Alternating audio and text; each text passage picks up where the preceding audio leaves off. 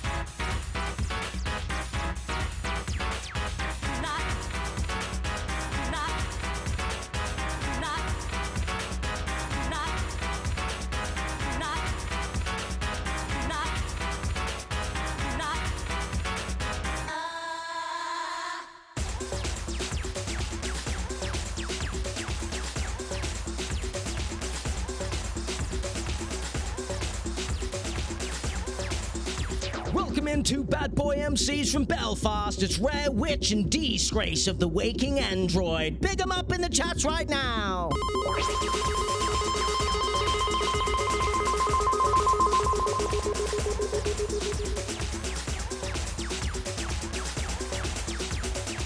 Clip that.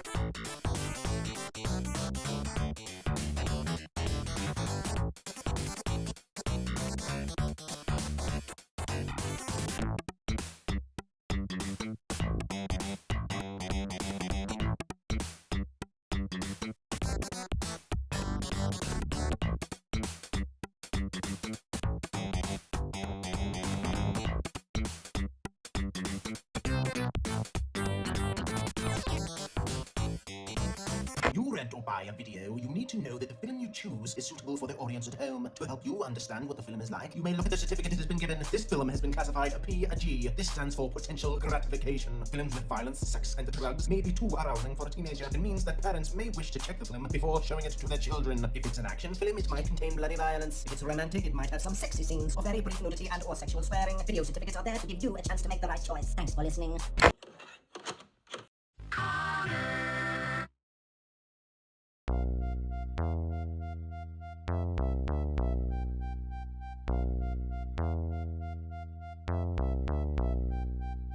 A baby was born with perfect hair. His name was Conor and he didn't even care. When he looked in the mirror said I. Then he said, what? Is it I? Nah. Is it I? So I've got to go.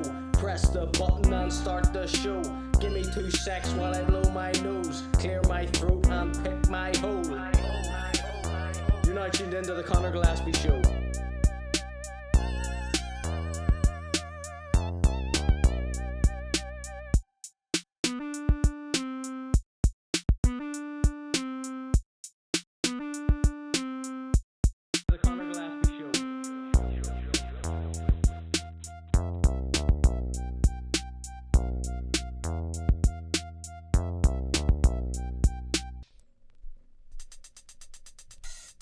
Hello and welcome to the Conor G Show. I'm your host, and this is the Conor G Show.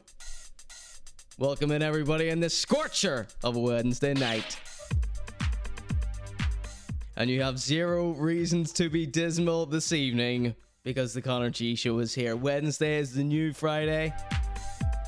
Everybody get comfy, everybody get cozy, everybody get a large jug of sangria.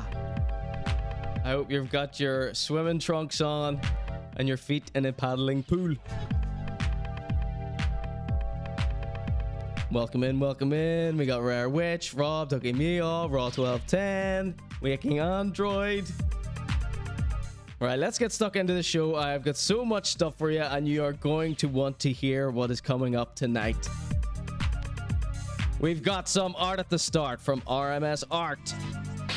Subscribe to him on Twitch. Then we got a couple of big shout outs. Then we got some stupid stuff. Then we've got a little segment called Puff Daddy. Too little, too late. Then we've got Whelo Does Electric Picnic. We've got a new haircut from Money Boy. Then we've got Dirty Dinners with a beverage special. Starring Rockstar, Cassie Stokes, and Lesby. Then we also have Turbo Island, artist Turbo Island exposes Ricky Gervais in a huge copying scandal. And that brings us nicely into the numpty section with the top 3 fake laughs. I know you stupid. Right, featuring some of your favorites or maybe not so favorites. We might get to Coo Holland, but maybe we should lay off him, let him recharge his batteries. But we have a whole heap of Coo Holland stuff. Thought he was safe while I was on holiday.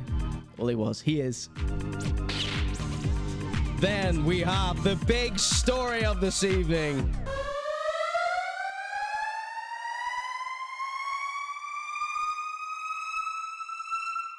Geady breaks his silence on the PENTY eviction.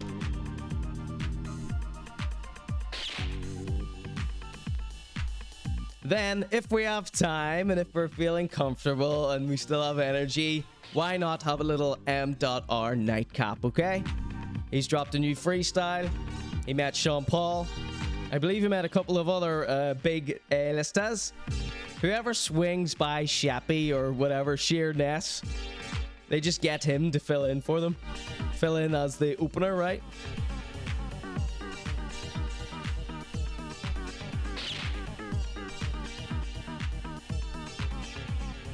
RMS says, I had no idea Jed was the surname, and I didn't know he was just called Colin. You might be mixing a few people up there. Okay. Let's check in with the chat here, and then let's get into our crazy show that we have tonight. Welcome in, everybody. Very nervous and excited, as always. This is the ConorGShow, after all. Ducky Meow had to go get some mini milks in Iceland before the show. She was rushing to get back in time. Rob has been eating salmon because it's payday. Big shout out, you've been spending that dollar for a dong money, Rob. Making an absolute killing this weekend on dollar for a dong, right? We got a fresh new dollar for a dong, and it is exquisite. Wait till you see this here. Our friend Rob here's an oil painter. If you've been watching the ConorGShow, you would have seen many of our subjects here on the ConorGShow painted by a fine artist in oils. This song is For Most Poets. Reasons to be dismal? Question mark. Beyond sight version. He's talking all over me here.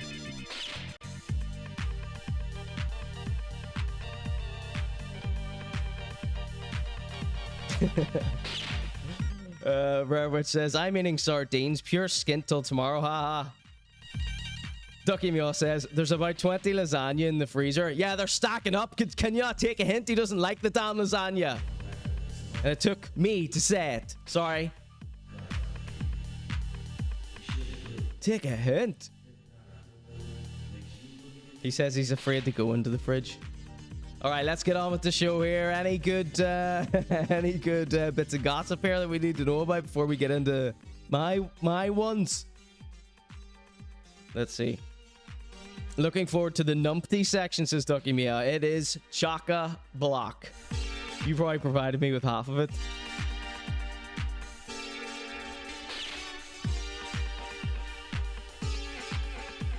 Good, congratulations on your day off tomorrow too. Raw1210 says, good to get to hear the other side of the story with Jed. Not that it will have any impact on my life whatsoever. You're joking. This is the big story. I've been sitting on this video for days. Obviously, I had to save it for the show. Unlike the rest of us, probably. Hands up who saved the Geady video for tonight.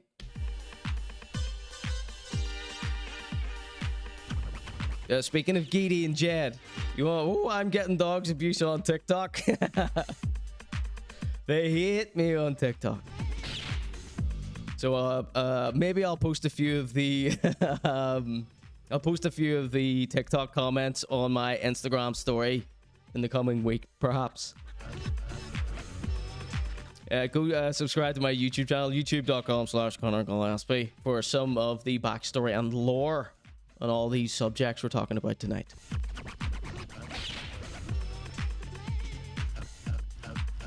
Ducky Meow grasping at straws here. She says, I made pasta for an Italian before and he liked it, so I know it's good lasagna.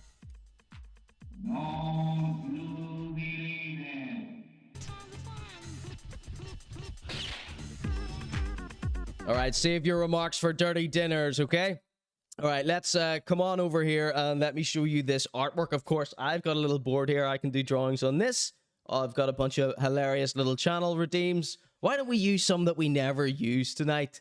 Chat, that's your responsibility. Stop saving them all up to knock me off my high horse. I'm going to remove that tomorrow, and you won't have used your points on it.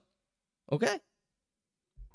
Here we go. It's the artist section starring my favorite Twitch streamer, RMS Art, aka Robert. Here he is here. Let me just pop down the corner and give you a good look at this. So here he is here. This is his show. He does it on Saturdays now. It used to be on Thursdays or Fridays, I think. Now it does it on Saturdays, okay? And pay him a quid. He does a 15-minute painting. Now, he spent a bit longer on this here because it's been a while, you know?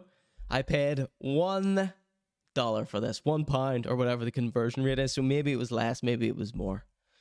And this is a painting of the Celtic Tiger, Marcus Sweeney. An up-and-coming young star on the ConorGShow. All right. So let's see if I have a bigger version of this here.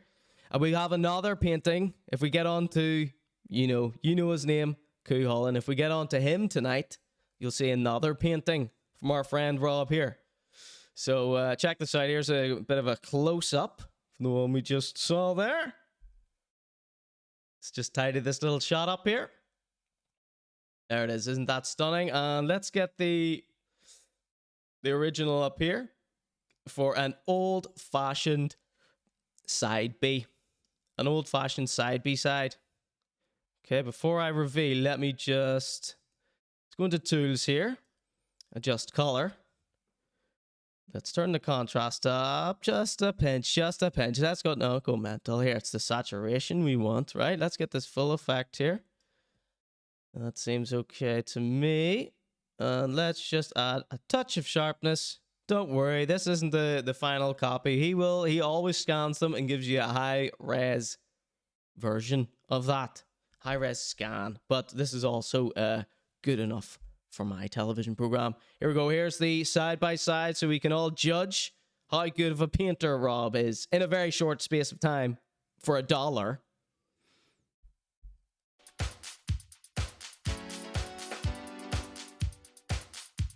There we go. Pretty good. Pretty decent likeness, I would say.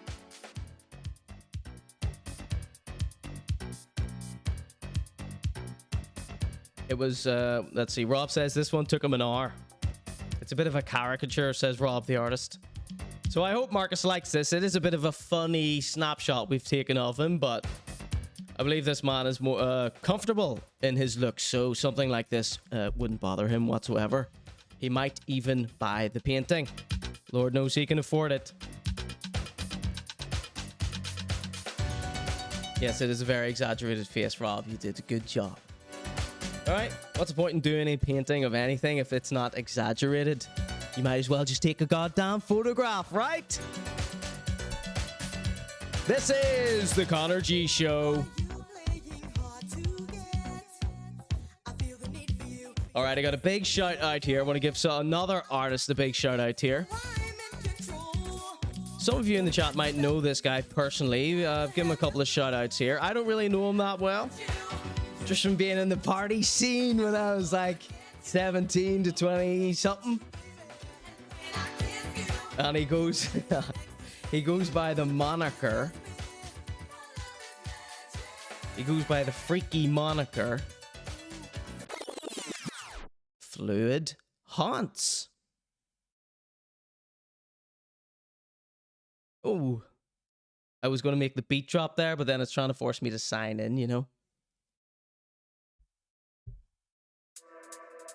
So, of course, this is my Instagram, my SoundCloud there, SoundCloud/ConorGShow. I've reposted a couple of little albums that I like. Party scene. Yeah.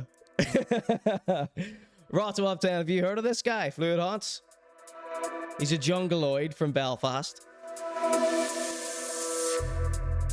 So here's a little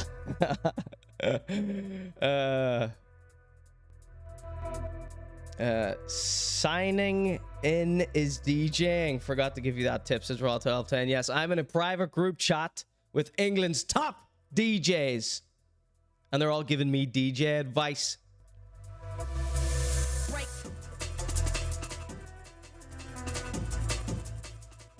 Bunch of Einsteins, let me tell you. Check this here out. This is a mix he did for Krilly D&B, the famous Krilly D&B. And then he also goes by Gammy for his garage style release here. He has a little EP out here.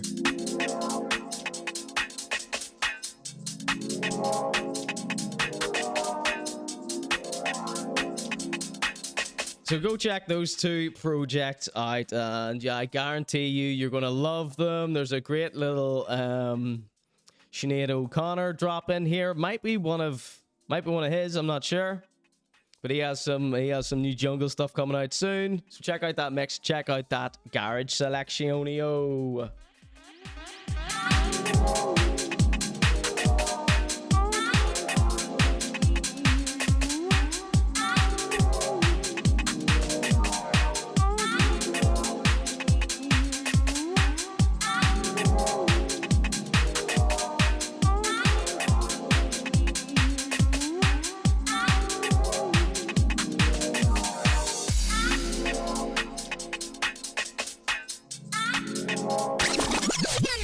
So, from being dead good at music to simply just being dead. Someone get me a job on radio with these links here. So, I spotted this insane Instagram post there during the week, and it took me by shock a little bit. You know, this is the sort of thing that just whizzes by you on like TikTok or whatever, Instagram, Reels. And then I went back, I scrolled back to see what the hell it was that I just saw. And this is a casket, aka a coffin, a crypt, a tomb. And this account here, Suave Raps, they obviously do cars, right? So I've been too afraid to go back and look at this here. So I'm just discovering that they do cars now by rolling over this here. I'm getting very scared because when it comes to stuff to do with the dead, can't say nothing, can't make jokes, okay? But these people that wrap cars and crazy, funky, freaky cars and decals, look what they're doing. They are wrapping coffins in like NASCAR style graphics. See what the music is.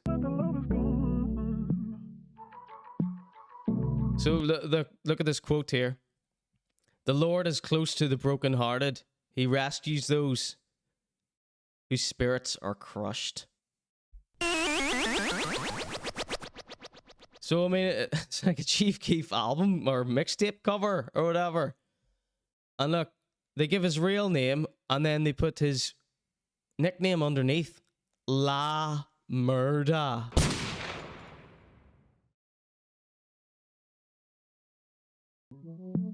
This is why you should be very afraid to do with things to do with death. So at least it says in loving memory, okay? So this is what they're up to out there in the States.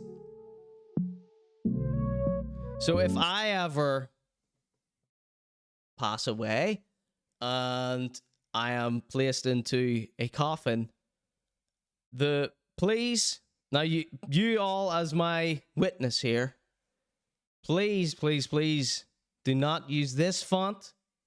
I would prefer Comic Sans over this. Don't use Comic Sans. In my will, I will attach a document, a zip file, containing a selection of fonts pre-approved with me and my solicitor that you may use if you feel the need to wrap my coffin at all. Of course, it is out of my hands. I would prefer it to be hand-painted and at the very least airbrushed. Not spray-painted, airbrushed. Okay?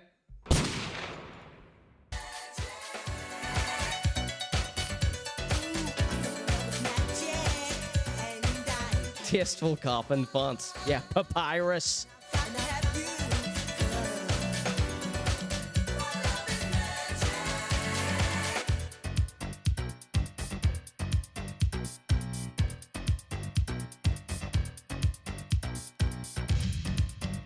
All right, we have some more American stuff here. It's good business ideas, says Ducky Mia. Is it? Welcome in, Galactician. The one-eyed DJ here. Nervous around him.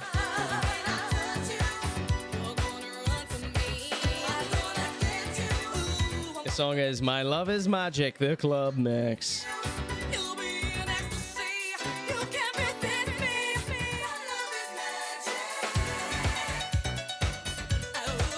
Welcome in, everybody. This is the Conor G Show. Thank you for joining me this evening. I have a little story about Puff Daddy here tonight, and you know, I wish I thought of a better link between that Casket segment and this Puff Daddy one, because it does involve death as well.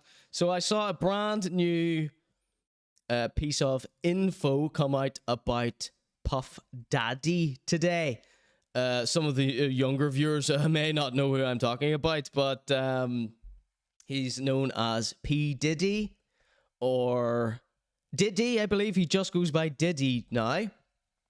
And this was in the Twitter news cycle, X's news cycle. Check this out.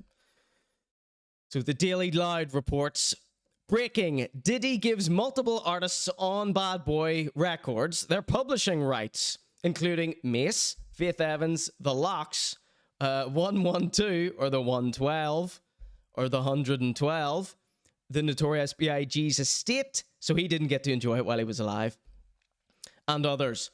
The total equaling to hundreds of millions of dollars, according to TMZ. Okay? Now, I believe this is a little bit too little, too late type scenario, okay? So, I don't know, everything I've heard in the last, 20 years about Puff Daddy has been extremely negative. Shit's balls. I'm not out here trying to push that weight anymore. So, this seems like a desperate attempt to clean up his image, okay? Let's take a look at some of the things we've been hearing about this Sean Puffy Combs character here. Jimmy Fox talked about Puffy Combs and all his men secret parties, rumor and leaked video. His all men secret parties, rumor and leaked video. Twitter fans have a crazy theory. 50 Cent uses white party photo to suggest Lil Baby and Diddy are gay. Diddy trends on Twitter as people reflect on his past troubling behavior. Is Diddy gay? 6 reasons why the gay rumors about Sean P. Diddy Combs refused to die. I wish someone would tell him, if you're gay, it's fine. Okay? Those are some of the most recent rumors. Well, there is this other rumor, and it goes a little something like this. Former LAPD detective claims P. Diddy hired Tupac's killer in new Netflix documentary. Shocking claim that P. Diddy hired a hitman to kill Tupac. P. Diddy hired a killer to shoot dead rapper Tupac Shakur. P. Diddy responds to Eminem's claim that he killed Tupac. Netflix picks up documentary about Tupac murder. Puff Daddy addresses reports he hired a hit on Tupakistan.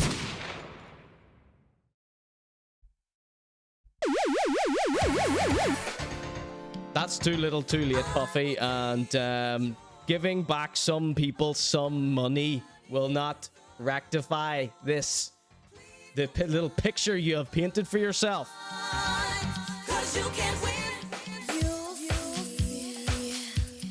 R. Kelly in disguise, says Raw 1210.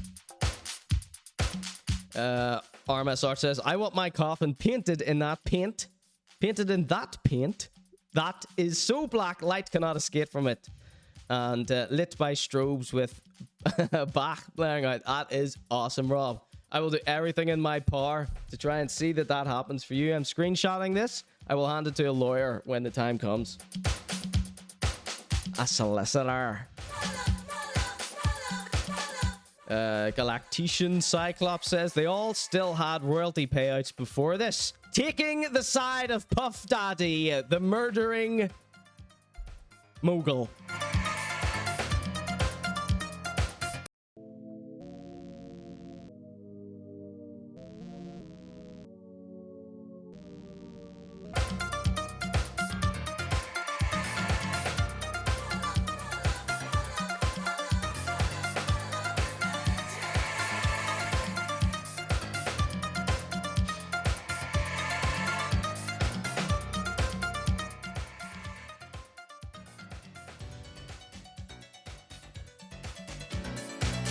So I'm just reading some very risque comments here.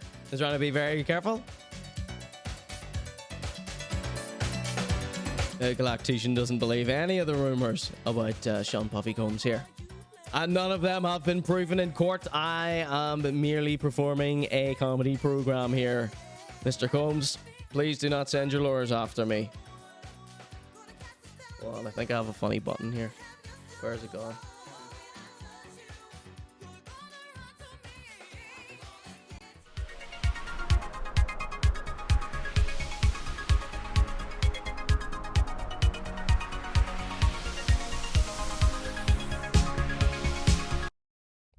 Hello and welcome back to the ConorGShow.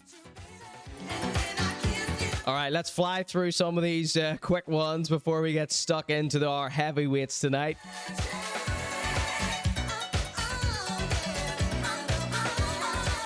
Do you like my graphics, Galactician? Galactician Cyclops. Am I saying that correctly? Brilliant DJ here on Twitch, plays tons of stuff I've never heard before. He has a channel point redemption on his channel where you can redeem it, and he has to get up and jump up and down on his bed. Galactian. Nah, I like the way I was saying it better. Yeah, so everyone go give him a follow if there's any mods want to give him a shout out. Help our brother out.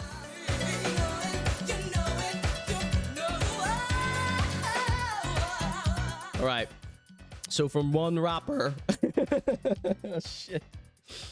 So from one rapper, Puff Daddy, to another rapper, the Whelo fella. Remember the Whelo did Electric Picnic this year? We got a few videos of Tahwili performing at Electric Picnic. Here they are. Here we go. Let's check these bad boys out. Bad boy MC, the Whelo fella, aka Aaron from First Dates Ireland. So this is him. This is him practicing his dance moves before his set. He was on, I believe, at midnight at the Art Lot tent, where he is raving by the UFO. This UFO is very cool. I love this thing.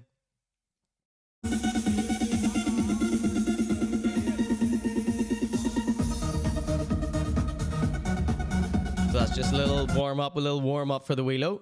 Let's see what we have next here. So he's got a nice pair of shorts on, he's got a little pair of Yeezys, some white socks, and he has an open track jacket. Let's see how he gets on.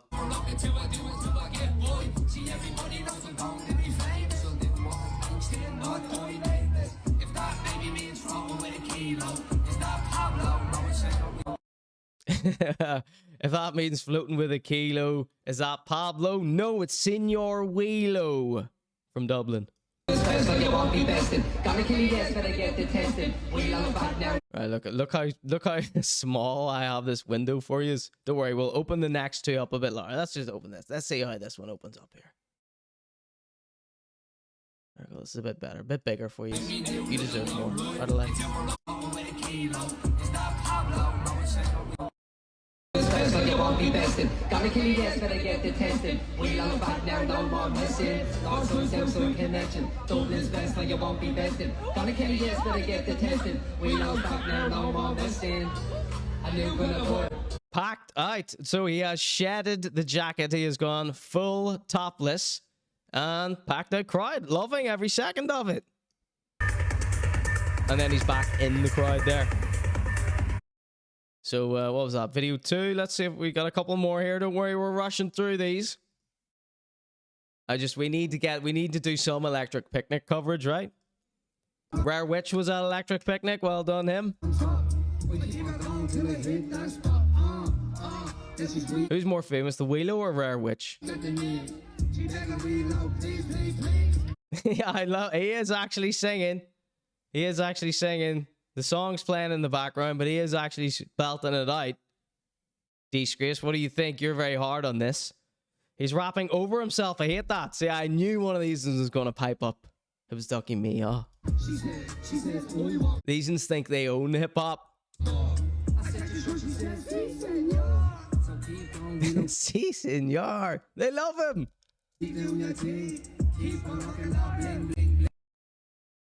There you go. There's that Innocence account who reposted some of the Whelo there. Thank you for that, sir. And we got one more here. Senor Whelo.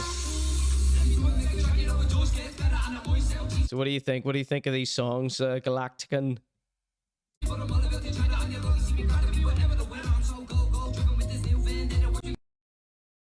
And that was it. That's all we have from Tawili.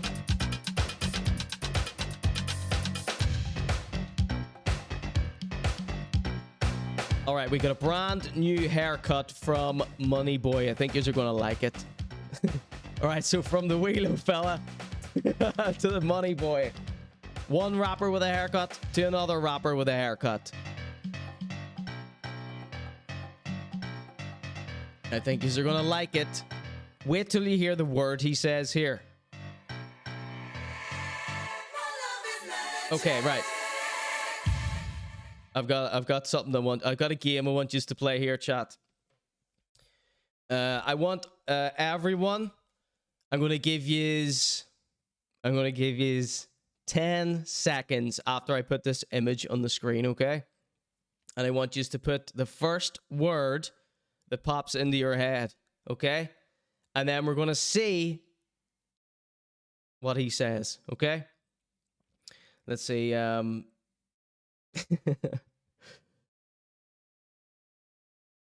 Let's see what an American thinks about the Whelo fella here.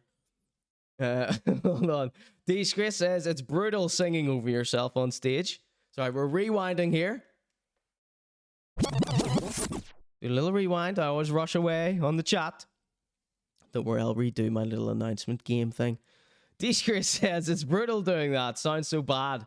Wouldn't be quite as terrible if the people doing it could actually follow along to their own vocals. Amazing songwriting prowess. Yeah, Raw1210, have you been going back and watching the Whelo in your own time on Instagram? He was quoting some of his lyrics about Sweet Corn earlier. Galactic and Cyclops says, I produced a bunch of hip-hop stages. My best guess at this point is that these rappers aren't confident they'll do a good show without their backing vocals, making them sound bigger. So what is the done thing? You play the version with only the ad-libs? Or what? What's a good middle ground? You just lower the vocals in the mix for the stage edit?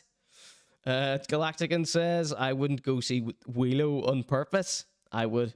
I almost went to the boxing match. I just couldn't be arsed. Couldn't be arsed going for a joke, you know what I mean? He's crap, says Ducky Meow. It's not even karaoke. That Sweet Cork thing scarred me, says Raw1210. So if you didn't see last week, the Whelo was doing some really racy, raunchy raps. I can't, we should have done a vote to see whose was raunchier or racier, the Whelos or MC Chad Rooney. Check out youtube.com/ConorGillespie. Check out that little reaction I posted for MC Chad Rooney. I did a little clean version of his song because it was so repugnant. Give that a like, subscribe, and comment. It might help. Your conscience. I should have mimed, says RMS Art. Tracks with vocals seems to be quite a new trend. I disagree. They've been doing it forever. Every single rap performance I see on stage, they're doing it. You're thinking about it in terms of a little tiny punk gig. Probably not. If they can slay it on the instrumentals and a hype guy MC backing up the main rapper, that's the best hip-hop performance, says Galactican. Some ad-libs acceptable, I guess. Rare Witch. Performer also performed at Electric Picnic this weekend. I'd just be let down seeing an act I like if they were just following on to a backing track, regardless of the size. This is the only year, to be honest, where there has been a single act on Electric Picnic that I wanted to see. Do you remember? The Whelo fella. Marcus O'Leary. another singer called Melina Malone. And then, of course, Rare Witch played about 5 different stages. So that's more than enough to go to a festival, I think. Let's see. He says, I'd just be let down seeing an act I like if they were just following on to a backing track, regardless of the size. Amal and the Sniffers were very good. It's a PG stream. Oh, let me load up another song here. All right. We're still on musicians, we're still on rappers, we're still on performers.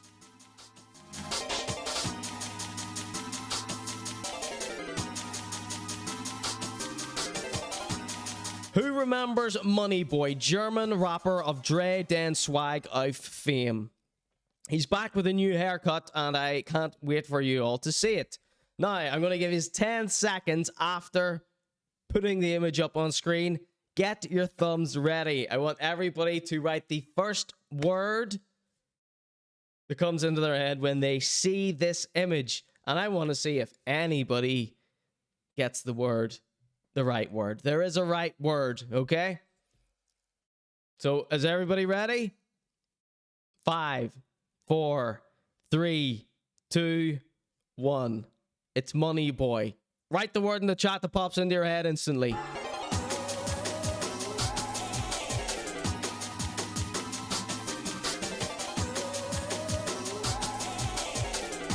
Tom Hanks says Galactican Cyclops. Quick off the draw, like it. Right? There's a delay. Some people are on a delay. Good. I like that one. Come on. There's no wrong answers. Muppet says Ducky Me. All right, next one. Come on. Remember, this is a haircut segment. Oh, brother, where art thou? Says Rare Witch. That's another good one. D-Scris still rambling on about rap. Squarehead says RMS Art. That has been an automod. An automod has held the term Squarehead. Never heard that before. D-Scris. We're in the middle of a game here, D-Scris. And he says, seems to be the standard for most I've seen running gigs for 7 years and performing and attending them. So you don't allow that at Elixir, do you? The performing over the backing track. No, stick on the game here. What's the game? Rare Witch is coming in with 3 more guesses. Ed from Ed, and Eddie. What are the Ed, and Eddie? What are Ed and Ed short for? Are they short for 2 different names? Or are they short for the same name? Because one of those could be the right answer.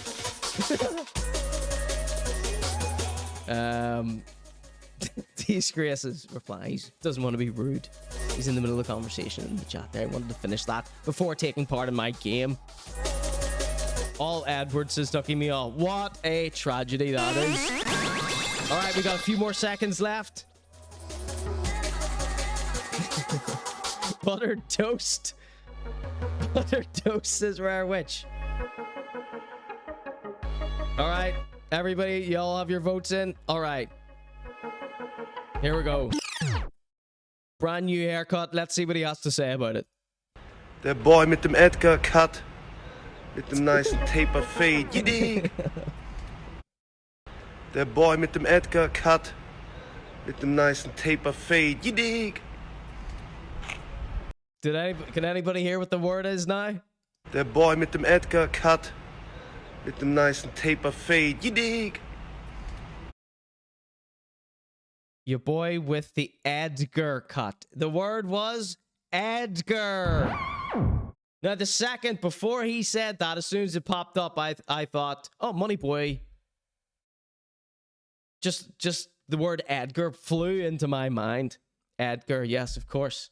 See what I meant with the Ed, and anything? Someone Wikipedia that and make sure I wasn't right. Yes, the word Edgar flew into my head, and then moments later, he just comes out and says... Der Boy mit dem Edgar Cut. The Edgar mit cut. Dem nice Taper Fade. You dig? This is a thing. The Edgar cut is a thing. So I thought that was... I don't know what that's from. Is that from The Edgar, the name Edgar reminds me of two things. Sling Blade and Ed Gein. I don't even know if Ed Gein's name is Edgar, but is everyone aware of this haircut? What is the etymology of this? This is just a quick haircut segment. No one guessed it. Very funny suggestions there in the chat, though. Your initial reactions. Der Boy mit dem Edgar-Cut. Mit dem nicen Taper-Fade. You dig? It's money, boy.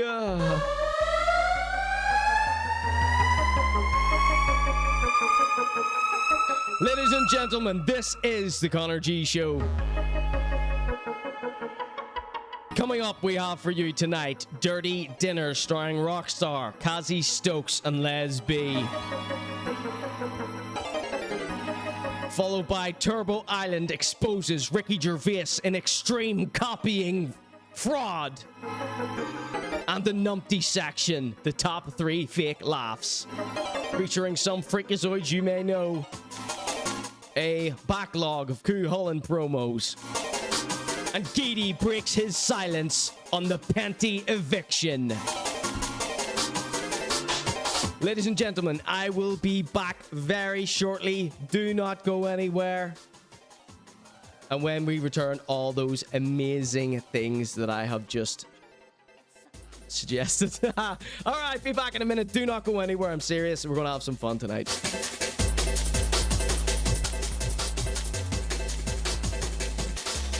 This song is Necrotype, a madness.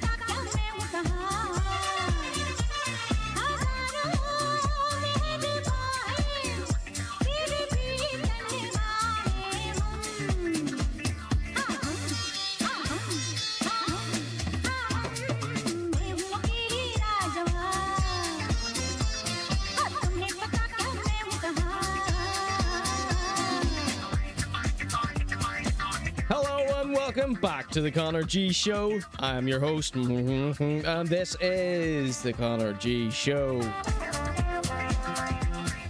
You can visit ConorG.show for everything Conor G Show. All 127 episodes back catalogue for your enjoyment. Such episodes as Hyphen Goes Mental, Taco Wars, and Evo stabs us all in the back.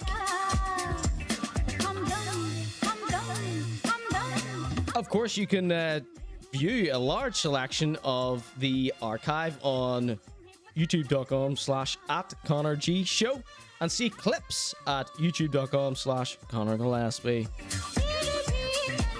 But yes, the new URL is ConorG.show. I have to go back and change all the old merch to put the dot after the G now. Type ConorG.show into the URL browser and it will bring up the archive, and that is the best way to support the Conor G Show. Chip in and you will be rewarded handsomely with all sorts of entertaining things that I have created throughout the years and posted there for you exclusively on ConorG.show. Check out my t-shirts, what I made at jesterNotDead.com, at JesterNotDead on Instagram for lots of funky, freaky artwork. What I made. I don't just talk shit, I also draw it. The song is called Question Mark, about 10 question marks by about 11 question marks. Alright, that was our little ad break. Who thinks ConorG.show URL is pretty cool? Tell your friends.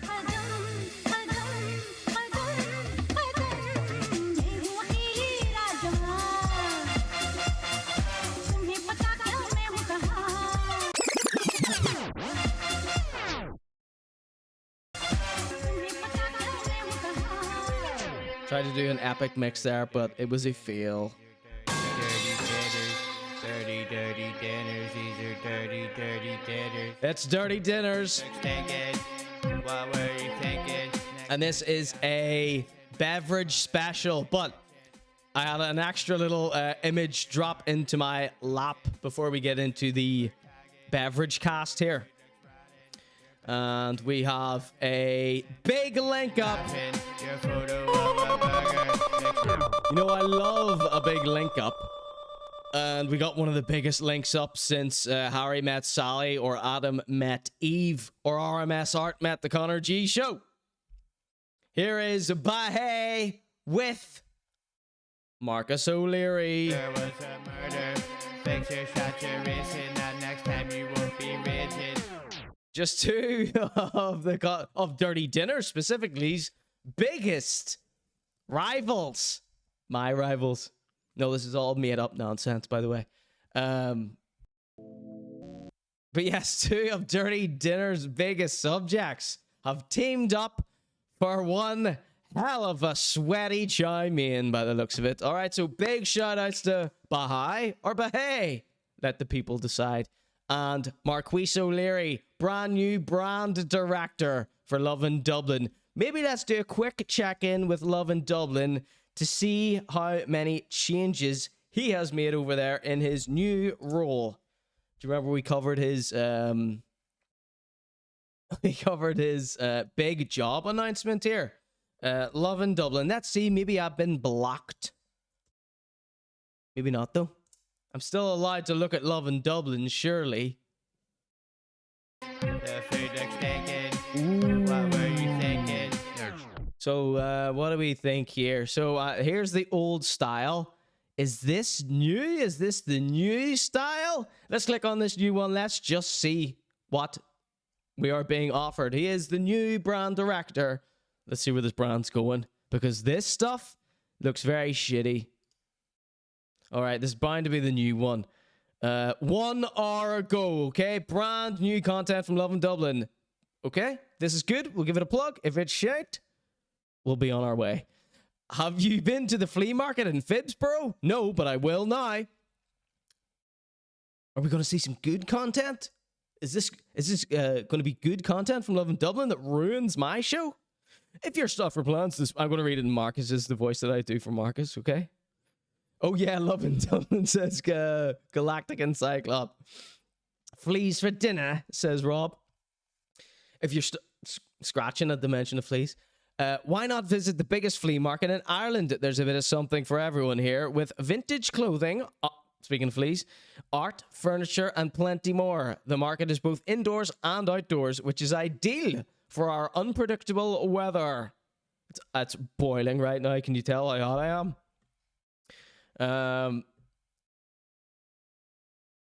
There's also food and drink, so there's no need to stray too far when you work up a hunger.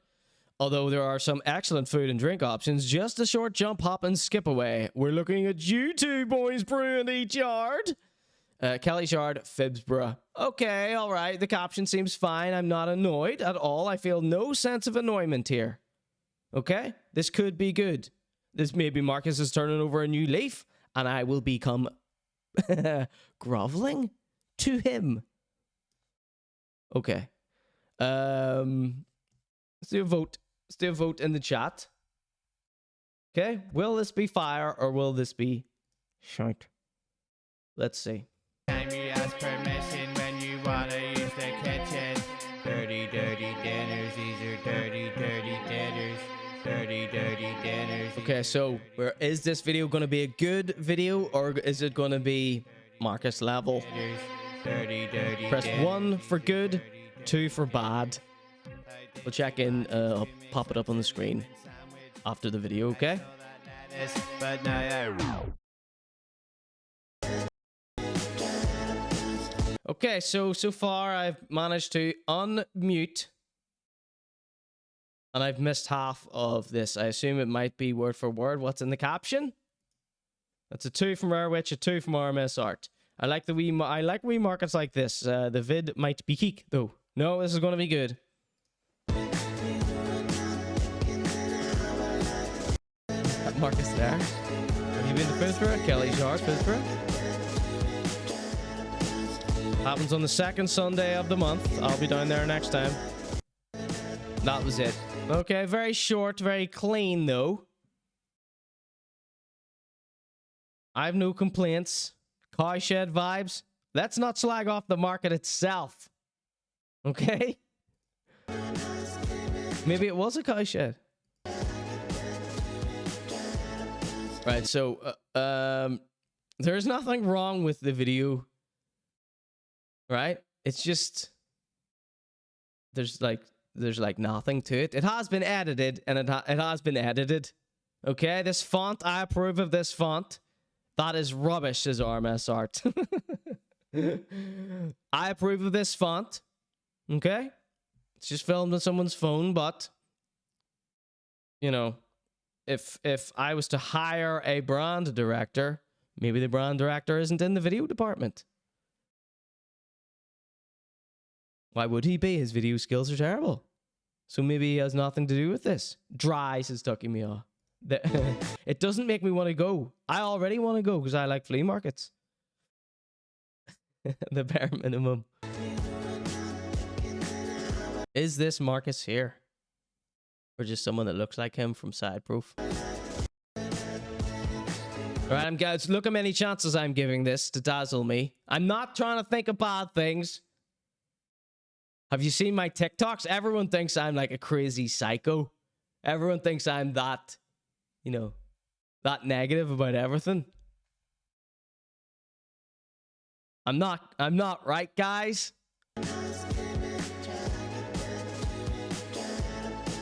Okay, so we got a few nice shots. All this is showing me that it's very busy. I don't want to go places with too many people. It doesn't showcase anything. Maybe there'll be follow-up videos. This is a teaser. Alright, I would go to the flea market, okay? I would go to the flea market. The Be Nice challenge, Ducky Me all redeemed. Alright, let's be very quickly take a look at Lovin Dublins. Let's just say this is Marcus's first effort of a video as his new role as the brand director for Lovin Dublin. Let's check it out. It's the Phibsborough Flea Market. I love this little tune that they've got going on. I'm sure they paid for the licensing for that. Oh, I love this bunting in the background. Doesn't give me PTSD from living in Belfast. Did you all just see that lamp? What I just saw? That must be worth a fortune. Get on down to the flea market and snap it up for a bargain. This is the ConorGShow. Be Nice challenge is over. Whistle hanging out the side. The bread is looking mangled like as if something has died. Okay, so that was just a little update from Marcus, Lovin Dublin, and Bahai, now known as Bahai. And this is Dirty Dinners Beverage Special. Your omelet's overdone. Your head is up your hole. Beverages, just like this Lucozade here. This gives me the energy I need to slag people off who don't deserve it. Lucozade!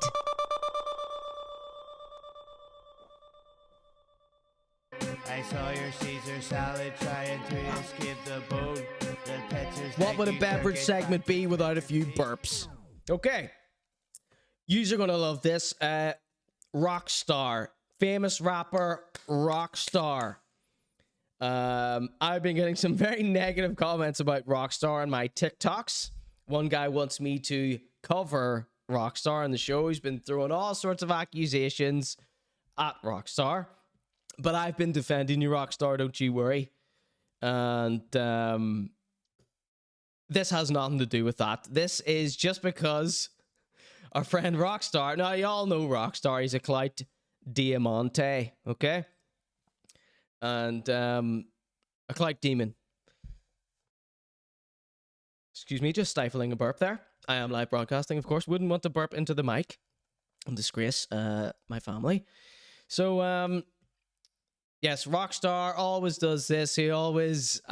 it would appear he would buy someone's merch, buy someone's thing that they're promoting, and then also promote it on his story and tag them in hopes that they will repost that, okay?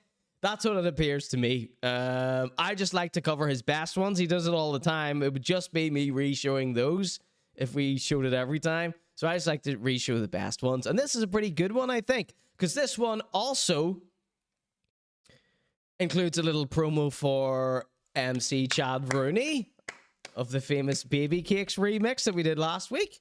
Did a little clip up there on youtube.com/Conor last week. And this also features DeviousRaps, okay?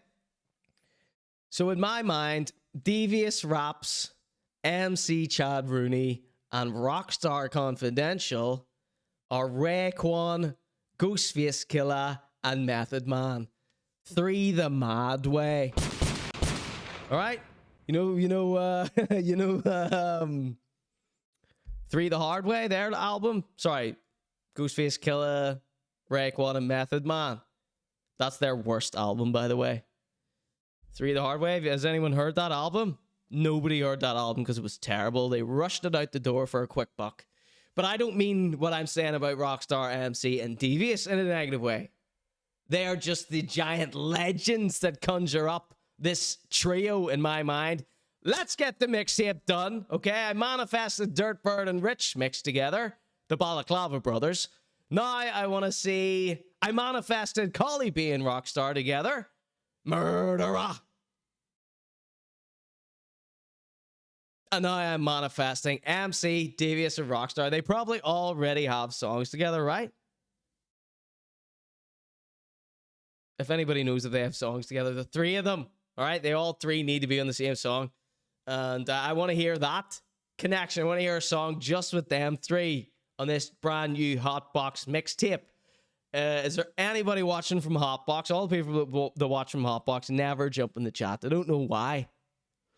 But if anybody watching from look at this, I'm being so diplomatic. I'm doing my little politician. If anybody from Hotbox is watching this, leak me some snippets from the Hotbox mixtape. Come on, give them to me. I'm the only person that's waiting for this, apart from the people that are directly involved in the tape. Break me off some juicy gossip. Break me off some tidbits. Okay? I need to know more about this mixtape. ConorGShow mixtape volume 2 is in the works. Send me your best songs. Right? The songs you've been listening to, preferably Irish artists. UK, Scotland will be accepted if I deem it. Okay? ConorGShow mixtape 2 coming soon. Hopefully. Yes, break me off some gossip about the Hotbox mixtape. Break me off a snippet in my DMs, please. All right? Any quality. So, there's MC Chad Rooney. You remember him from the famous Baby Cakes clean version. And he is headlining his own gig. And he's got MC and friends here. He's performing at the Oh Yeah Center. This is his poster. Right? It's not terrible. Okay, we've seen much worse. Devious, DK, Rockstar, Rich Mix, T-Mike, Weejo, Homegrown, McMeekin. McMeek-N? Is that the guy who was in Battle of the Buys? JJ Hype, Little Man, and Money Mike. All right, staggering lineup. Okay, but this is Dirty Dinners. Underwater. Just wanted to squeeze in a plug here for old Chad here for being such a good sport. On a broken iPhone 3 with no screen. Cold Shed Entertainment is what my chat calls them. Rob's saying that's why they don't type in the chat. It makes me sad when I see the things I see. So it's Rockstar with a beverage here. Let's see what he's up to. Right, so here we go. Straight out the gate. Proper order. At Forged Irish Stout. At the Notorious MMA. Shit's balls. Lest I be litigated. Ireland's biggest scumbag. Don't be sniffing around the heels of McGregor. I know he gives out clout to anyone, but come on. You're better than this. You're better than this. Anyway, he's jumping on the clout train again. He has tagged the Notorious McGregor with some of his whiskey before, I think, and the Forged Irish Stout. I haven't seen a repost, I don't think. I'm not sure. I don't think I've seen a repost from Notorious MMA. But he's still trying. But that's just a minor part of this here, the whole clout thing. You know, Irish Stout, Irish clout. Right? So, yes, Devious features in this. And he's got 2 cans of the black stuff here. And he's got this looks like a shot glass and a goblet here. Can't wait to try this. Yep. So he's doing a little taste test here. Fucking nearly get some of them glass. Can't even pull out a pint glass. Can't even pull out a Guinness glass. This is off you, Conor. Yo, big shout out to Conor. No, he's talking about Conor McGregor though. Jackass! Little blogger twerp, you'll do fucking nothing. That's Paul Morrissey's impression of McGregor. Okay, let's continue. Fucking nearly get some of them glasses off you, Conor. You need to get some of the glasses off you, Conor. So he's mates with Conor. So we do. Putting in work. 35%. And then look at the state of this.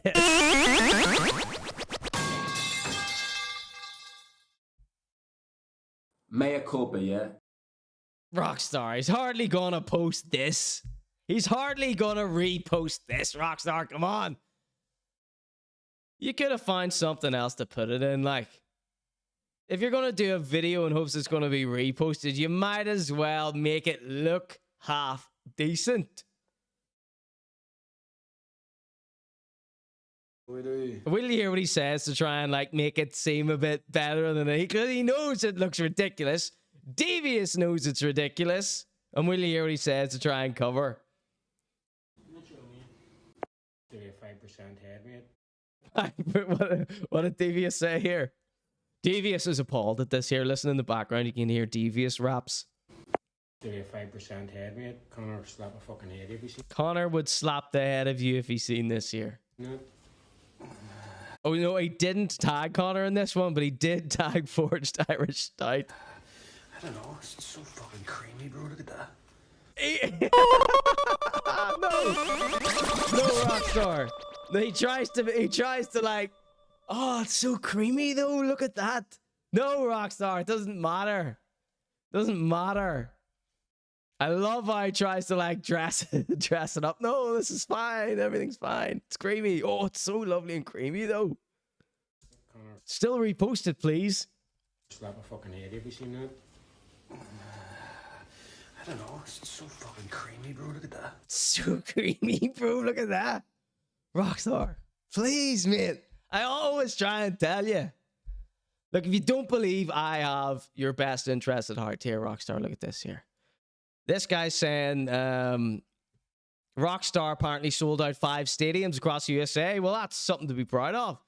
And I won't read this second bit, but I said, look, defending Rockstar, he deserves another chance. Okay? So, all right. I'm trying to tell you, this clout chasing stuff, it is such a bad look. Especially this, like, fair enough if you poured an absolute belter with dome, tilt, etc. 5% head, mate. Conor slap a fucking head if you see. But DeviousRaps reposted it. Gets balls. Look at the, I have to hear that. Look at the creaminess of it. That is appalling. I can't believe you tried to pull that off. 35% head, mate. Conor slap a fucking head if you seen that. He's cannot wait to get stuck into it. I don't know. It's so fucking creamy, bro. Look at that. I don't know. It's just so creamy. It just doesn't even matter that it looks like shit and it's in Heverlee glass. So is Heverlee owned by McGregor as well? Because why would a company repost a different company? It just doesn't make any sense. Like your nacho chili cheesy fries, they look like World War III. God's sake, Rockstar. Come on. All right, so never mind, Rockstar. Bless up, Rockstar. They're coming for you, Rockstar. Not me, though. Not me. Rockstar, send me some snippets from this Hotbox mixtape. I know you've got some snippets for me, okay? Dirty, dirty dinners, these are dirty, dirty dinners. Dirty, dirty dinners, these are dirty, dirty dinners. Dirty, dirty dinners, these are dirty, dirty dinners. Dirty, dirty dinners, these are dirty, dirty dinners. And Rabbit says, Conor's going to crack up when he sees this. No, well, hopefully he hasn't seen my Conor McGregor's top 5 worst moments. Could have used a filter for your undercooked fish fingers. So, Cassie Stokes. Hand up in the chat if anybody knows who Cassie Stokes is. She is, well, I was hoping she was going to be the new darling of the ConorGShow. She certainly is the new darling of the Dublin food scene, right? And so here's a little refresher of who Cassie Stokes is. It makes me wanna shudder when I see you spread some butter. It's just lying in a lump in the middle of the bread. You wanted chili chicken, but me food poisoning instead. So here she is, the new darling of the Dublin influencer food and grub scene, okay? So she does these cool... I thought she was going to be the new darling of the Dirty Dinners, to be honest, because she does these great little interviews on the street, asking people what their favorite pub is, where the best pint is, what's their favorite restaurant. And she's done... Look, the Guinness Guru. I believe that's the Guinness Guru there. We haven't got into him yet. We also have... let me see. Marcus, the big famous Marcus interview, and Dublin Social there. This guy here, this guy is so cool, right? This wee guy, let's check him out. I want to show you him. Well, I need to be friends with this guy. This guy, I believe, is the owner of Amy Austin, right? And Amy Austin, the restaurant, never been there. It's a tiny little bar right beside this car park here in Dublin. It holds a very special place in my heart because it introduced me to none other than Dublin's Joey Boots. Everybody who remembers Joey Boots, okay? He's now turned to God, but he was the dreadlocked rapper. Let me see if I can just do a quick search and pull this up. If I don't have it at my fingertips, we'll move on. Amy Austin. We got the video right here. Check it out. This is Joey Boots with Amy Austin.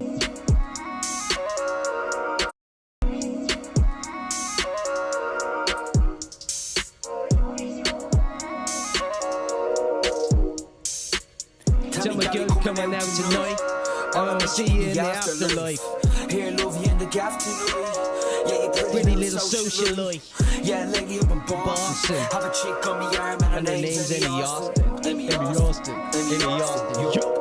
Yo. Amy Austin, okay? So this is the owner of Amy Austin. Never knew him, never seen him before until Cassie Stokes did a little interview with him. Will you meet this guy? You're going to absolutely love him, okay? With Johnny Fatell, the man who's brought us some of the best places in Dublin, including 777. The music is so loud in 777, it is the worst place to bring a date. It's painful. It's painful. Everything's extremely overpriced. Kind of cool, though, if you're just going to drink margaritas all night and go mental. It's kind of fun for a wee while. But the music is so painfully loud. Butcher Grill, Amy Austin, and Dillinger's Dublin. Okay, I've only ever been to Sabin. So Cassie Stokes is interviewing this wee guy. His name's Johnny Fatell. He's not an influencer. He doesn't have that many followers and stuff. He just owns this restaurant. Check this guy out. You're going to love him. Rob, we need to get you hooked up with this guy, I think. Pub in Dublin. Well, is a sidecar pub-like kind of thing? I'd be like more cocktails, and maybe Guinness would be like a pub for me, but cocktail? Sure, they have Guinness on tap there, but the sidecar I'd like. Sidecar. Okay, so if you're going to then... Listen to this guy's voice. Melts me. And after this... Look at him. He's so elegant. How do I be mates with this? Johnny, if you ever see this video, get in my DMs. We need to hit the town. I have got people to slag off. I need you to hear my theories. I want to hear all the gossip you have. I need to pick this guy's brain. I need to learn from this guy. Sidecar, go to a pub. His style. Pub or before. Best pub in Dublin. I'd stroll out of the Westbury and I'd go to Grogan's. Best restaurant in Dublin that you're not associated with. Because we know you have some incredible restaurants. He reminds me of my auntie, actually. in Dublin. Well, that guy, Luca and Rosemary. She's a very cool Irish person as well. Just good looking, isn't he? But sure, no, I like Italian, but I'd have to go for Romano's on Capel Street. Best coffee spot in Dublin. Rob says sidecar's a nice cocktail, but he's absolutely handbags and lip gloss, bless him. No, he's not. Give him a chance here. Deirdre Barlow says, D-Squish, shut up. Nobody slagged this guy off. I love this guy. JK's in the Millennium Walkway. Best pizza in Dublin. There's this lovely guy called Mick Ryan who used to work for me years back. He owns Dublin Pizza Company. His pizzas are killer. Best street in Dublin. Dublin Pizza Company. Capel Street. Great answer. Best margarita in Dublin. I'm going to give you Oh, is he going to say 777? I would know about margaritas, of course. this one. You can say whatever you want. I'm sure I'd have to make it for myself. Yes. Oh no, I was going to diss someone there, but no, she's nice. Someone made a bar in Dublin here. Someone made me the worst margarita I've ever had. She owns a cocktail bar, right? And she just doesn't know how to make a cocktail. She doesn't know any of the ingredients. She freestyles them. She makes them up of what she imagines the cocktail to be like. It's atrocious. It's one of the places that you only go like 2 o'clock in the morning. I thought you were going to say 777, but there you go. John, thank you so much. You're welcome. Thank you. That was Johnny Fatell. Okay, and let's stick with people we like here. I believe she has one with Eric Matthews. Okay, it's been a while since we've had our beloved Eric Matthews on. Eric Matthews. Okay, he was the judge in that diabolical RTE show, the Food Truck Challenge. Okay, if you see Eric Matthews here, give a shout in the chat. Let's see, Reels. Where are you, my Eric? Eric Matthews. Where is he? Come on, Kazuhiro. You're slowing up my show this evening. I've got a whole bit here I want to do. There he is, our beautiful Eric. All right, we'll watch this and then we'll get on with Dirty Dinners. And yes, I saw your waffle, and yes, it did look awful. Here we go. It's Eric Matthews, best pub in Dublin. Best restaurant in Dublin. Oh, you're going to get me in trouble. You can't say a restaurant that you're affiliated with. No, I'm not affiliated with. I love Una Mas. Una Mas and Fish Up. Arse Kisser, safe options. Okay, great shout, but best one, you've said 2 there. Una Mas. Una Mas, my favourite. Marcus copied him, by the way, I think. Yeah. Best pub in Dublin. It's either... Kazi, you want to do one of these interviews with me? I'll give you the right answer to all these. It's got to be Gravediggers. I love it. I'm a Northsider. It's got to be Gravediggers. Listen, I'm a Southsider, and I'd say it's still Gravediggers. Yeah. And the Coddle. Best coffee spot in Dublin. I think... If he says 3FE, I'm jumping off a cliff. It's got to be Calf. Sit outside in the sun, Castle Market. Brilliant. Love it. Yeah. Best pizza.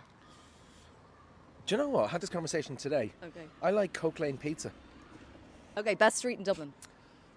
I'm not jumping down the throat of all these answers and tearing them all to shreds and why they're not the best ones, because people are allowed their opinions, and especially Marcus. Kazi, you need to get me on here.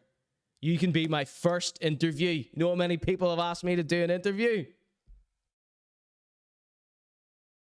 I was joking when I called you a rich bitch that time before. I was saying that to make the chat laugh, okay? North Great George's Street. Most underrated place in Dublin. Jeannie Mac. Jeannie Mac. How do you not like Eric here? Probably this place, The Hill. This is a great Yeah, place. what a great boozer, yeah. Yeah, it really is. The Hill in Ranelagh. Great spot. And they do a nice pint. Yeah, they do. Speaking of which, get back to your I pint. need a pint. Eric Matthews.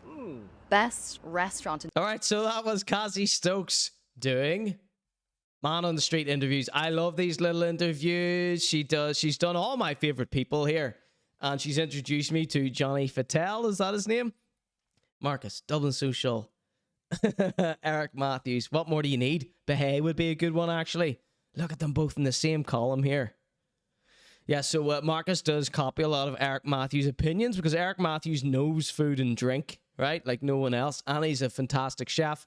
Big shout out to Eric Matthews and your new restaurant, Kickies. Right, so I was hoping Cassie was going to be the new darling of Dirty Dinners, as I said, but she went ahead and did something that really got my goat. Now, am I scuppering my chances to be interviewed by her? Possibly, but you know I like to hold integrity above everything else on this program.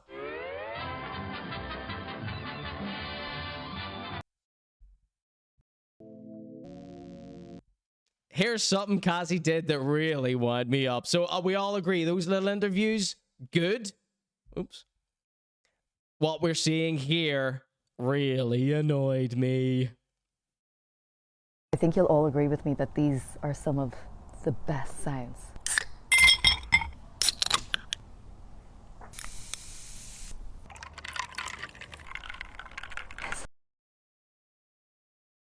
I'm being so triggered. I should have pre-recorded this so I could scrub and rewind, but we're doing a full rewind on this because what she's about to say here sent me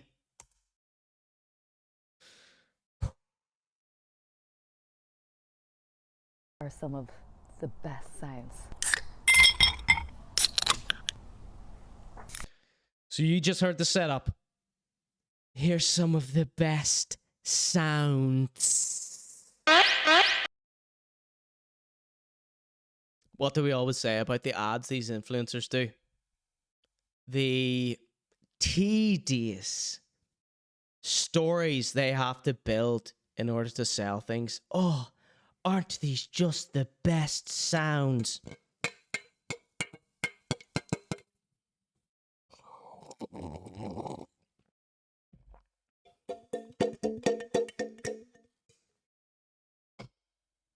Buy this drink. She says, some of my favorite sounds, volume up. Enjoying the rest of the summer evenings with San Pellegrino official tastefully light. They have 6 flavors. These 3 are my favorite. Lemon is my number 1. How do you like that sound, Cassie? Whose favorite flavor is lemon, by the way? Lemon is our lowest seller, so say that's your number 1. People trust you. They are so refreshing.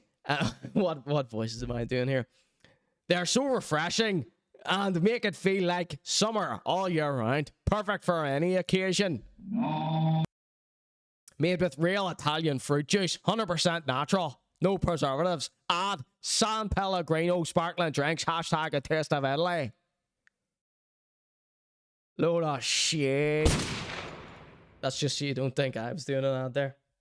Okay, so let's see what this little saleswoman has said here that triggered me so much and knocked her off the pedestal that I had put her on, that those interviews got her on.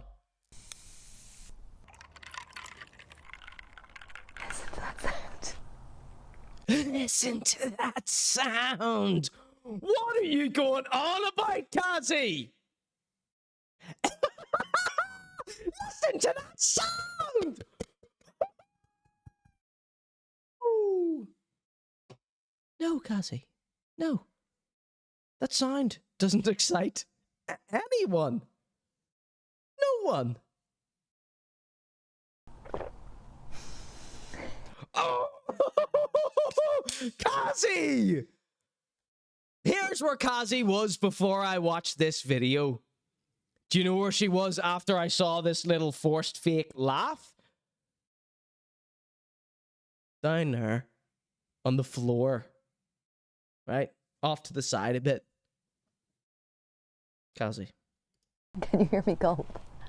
Did you hear me gulp?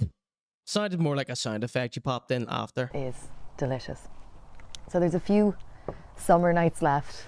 While the sun is out, we're having a few people over to just relax, enjoy the liar sun, the evening sun. Have a San Pellegrino tastefully light. There's 6 flavors. They have real fruit juices, real Italian fruit juice. Prove it. Prove that. Video's paused. I've been blocked mid-show. Do you think we're watching this whole thing again? Yeah, we can't rewind it. I should have pre-recorded it, but hey, Nobody's perfect. One more time for the lads at the back. It's the best sounds. Do you know what Cassie Stokes remind me of a little bit? She reminds me of, I think her name's Claire from the Fat Fox Dublin. She's like if Claire had a bit more confidence. She's like Claire from Fat Fox if anybody gave a shit about her. Right, just remember, watch the bits that I blew my top at there. Listen. Fizzy water plus orange juice, nice and much cheaper with no cack, says Rob. Italian cack. She's giving Poundland Irish Nigella no harm to her, says Ducky Meow. Another woman in the chat here.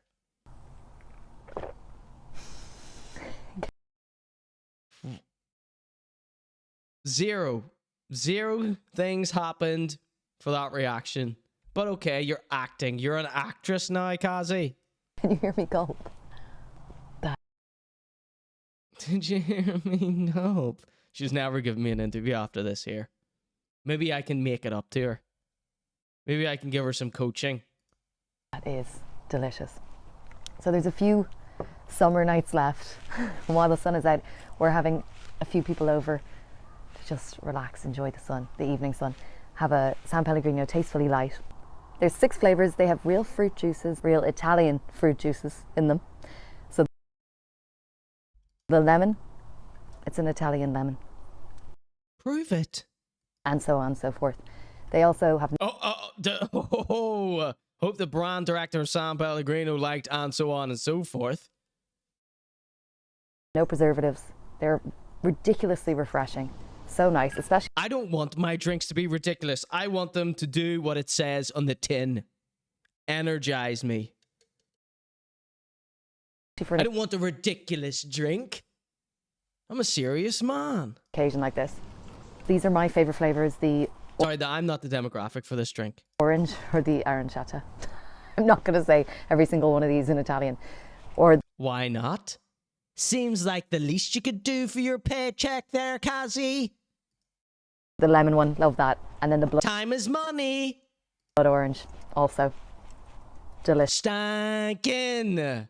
Ordered one of those blood orange ones when I had a hangover one day. At some nice cafe I was at.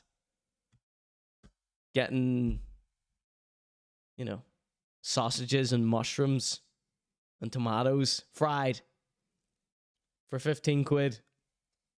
Accidentally ordered a blood orange. It was like drinking bleach. It was like drinking pure acid, this stuff. They shouldn't be selling that in shops. Just...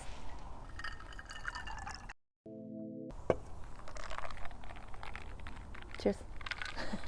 I think you'll all agree with me that the sound is so elegant, isn't it? I also saw falafel.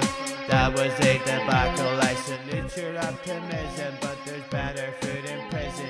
So she has has just lost her new darling of dirty dinners status that she had just only last week. But I have some good news for you. We have a new darling of dirty dinners. You know her, you love her. Her name is Les B. Welcome to the stage, Les B. Welcome back to Dirty Dinners, the new darling of Dirty Dinners, Les B, ladies and gentlemen. Dirty dinners, these are dirty dinners. And, of course, this is a beverage special, okay? Thank you for inspiring me, Les B. Thank you for giving me the courage to be who I am. And thank you for not flipping your top at me and spazzing out, okay? Check it out. Here's what Les B posted during the week. I hated this, but in a good way. Check it out. Right, before the caption says, a very quick reel of my favorite way to consume coffee. It's just ice, tonic, water, and a healthy dash of cold brew concentrate and a wedge of lime. Wait, what were those ingredients again? Ice, tonic water, a healthy dash of cold brew concentrate, and a wedge of lime. Lime with coffee. Let's see how this turns out here. There in goes the tonic. Cold brew. Lime. Okay. Lime in a coffee? Is anyone familiar with this? I'd never seen such a thing. So here I am. I immediately saw this. I almost spat my Capri Sun out. So this doesn't actually look as bad as what I remember. Maybe I was so desperate for a story that I concocted this into something in my head that it's not. See, in my head, this also had milk in it. Okay, so let's check what she wrote back. I said, is this a prank? And she fires back here. She says, come on, lad. People from Dublin, they always say that when they think they've got you. Come on, now. Sure. Do you remember she was hitting Marcus with all that? Now, sure, you know yourself, don't you? So patronizing, lesby. She's a fighter, this one. We need to keep her on our good side, okay? She says, come on, lad. Thought you knew about food and drink. What would give you that idea? Fairly popular menu item. 2 Boys Brew serve it. I first tried it in Vice Coffee about 7 years ago. Oh, la-di-da! And it's still there. Social Fabric had it on their menu at one stage, as well as Perch, Shoe Lane, and Alma. Well, there's me told! So Leslie flexing her food journalism muscles for the world to see. Maybe she knew she would end up on Dirty Dinner, so she wanted to put forward her best case here. Let's see. You put the lime in the coffee and you boke it all up. Ducky Meal says, my comment is in the style of Harry Nilsson. Schweppes, says Rob. Can't she afford Fever Tree? Rare Witch says, that is not a popular menu item. I'd never heard of it.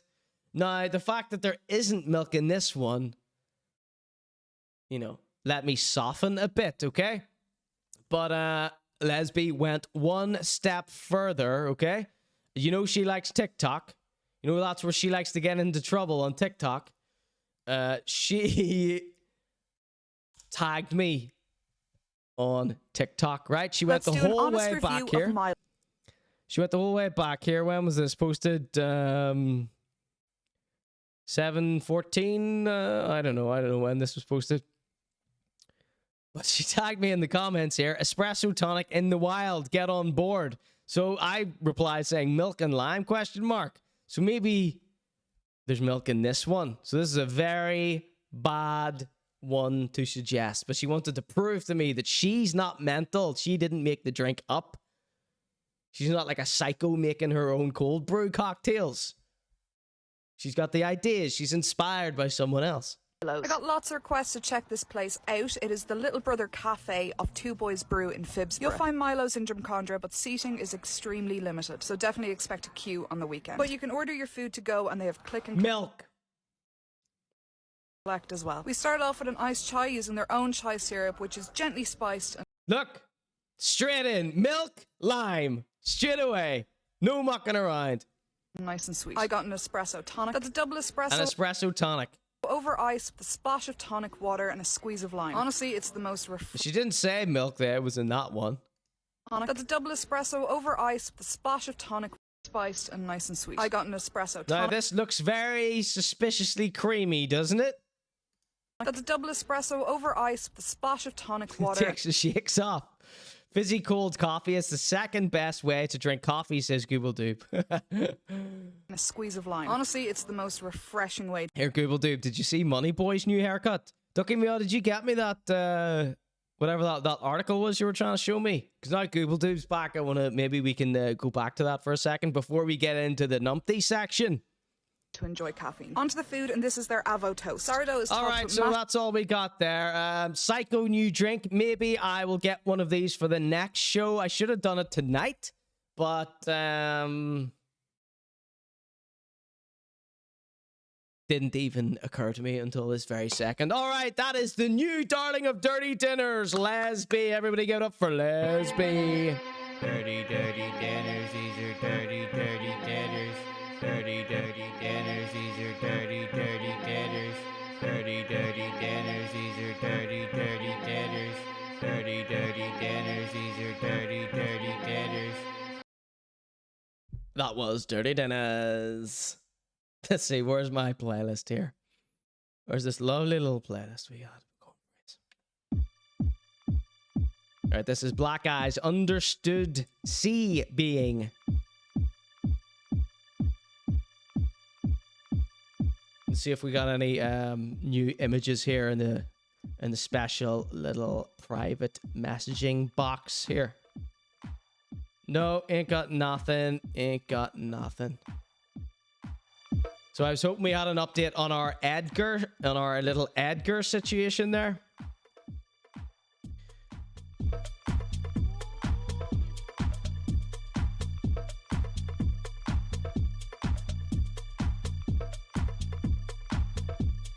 Tucky Meow wants me to sing her line like the song. No, I can't. I'm not a performing monkey. And I sort of did say it, kind of, in that way. I half did it. Is that not good enough? All right, let me have another look here.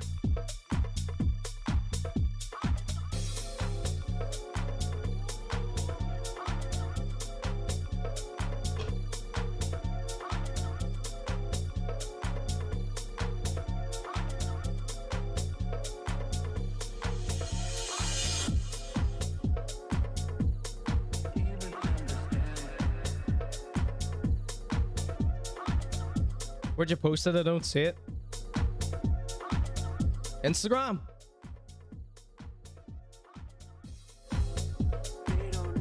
I can't open the link if that's what you're going on about.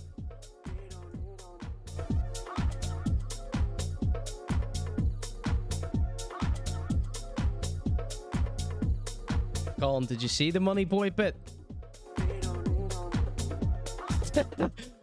Colin says, I don't know how I feel about being the segue into the numpty section. No, I know you like Money Boy, so I want to make sure you saw Money Boy's new haircut. It's a 10-second clip, but we did a whole game about it. And Ducky Me, I'll find a little article. I sent it there.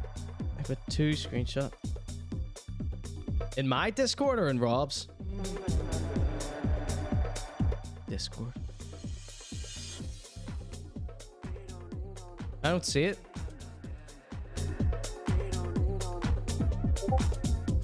There's that horrible sign. Oh, here we go. Ah, see it now. Ooh,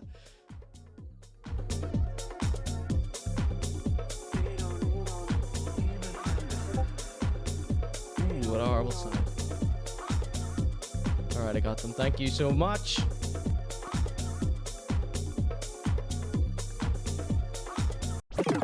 Right, so let's take a little. Let's go back here a little bit. So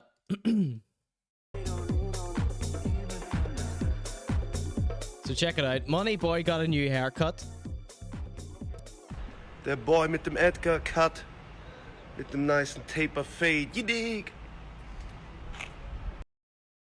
So I was saying that the second he came on camera here, the word Edgar popped in my head, and then I was saying to the chat, everybody write down what you think. And they had some funny ones. And just this Edgar, this like, it's like a joke haircut almost. It makes me think of Sling Blade. It makes me think of whatever the other example was I said. But we were wondering what the etymology of the Edgar cut is. So we got a few little screenshots here with the story maybe gets explained. The Edgar cut, a hairstyle with indigenous roots, thrives with Dallas Latino youths. Oh, interesting. The hairstyle is associated with the modern ranchero aesthetic,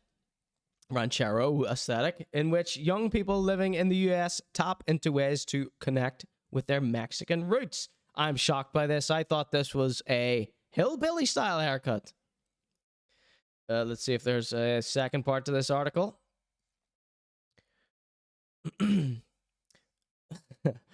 Edgar cut would most describe it as a bowl style haircut in which hair at the top of the head is longer while the sides are tapered. Okay, so nothing to do indigenous. Interesting. I would have never thought that. It's most closely associated with, you know, The Hills Have Eyes, Texas Chainsaw Massacre. Ed Gein is the other one I was thinking of. You know? Rare Witch says, I fell asleep at a party before and woke up with the Edgar cut without the fade. Yeah. Tragedy. Some folk call it a sling blade. Yeah, exactly. That's what I thought. So here you go. Der Boy mit dem Edgar Cut. Mit dem nice taper fade. You dig? Right. Okay, so I'm going to take a very quick break. When we come back, we've got Ricky Gervais exposed for copying by Turbo Island. We also have the Numpty section with the top 3 fake laughs. We have Geady Breaks' silence on the PENTY eviction. And then M.R meets Sean Paul, and he's got a new freestyle, okay? Welcome in, Doctor. Thank you for the subscription, Rare Watch. Okay, very quick break. When I return, lots more fun and laughter from me, Conor G, and his friends in the chat. All right, be right back. This is Black Eyes Understood Sea Being.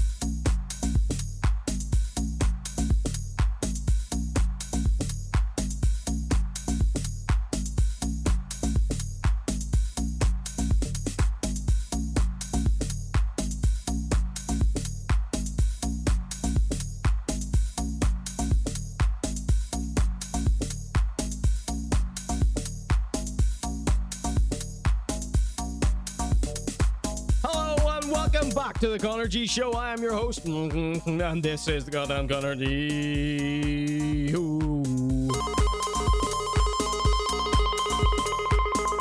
Coming up right now for you, we have Turbo Island exposes Ricky Gervais.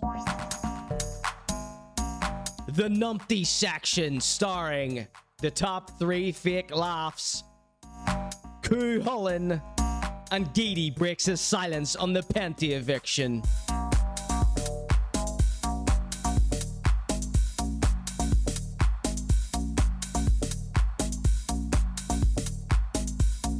The song is Mona Original Mix.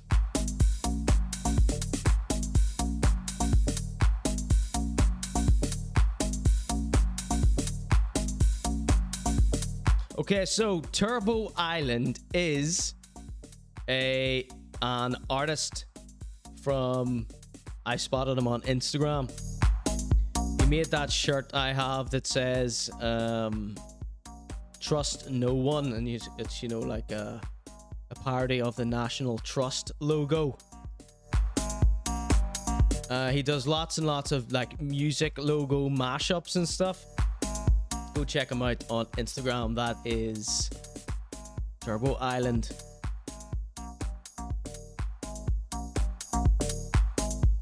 So there's Ricky Gervais there. There's Ricky, our Ricky, okay?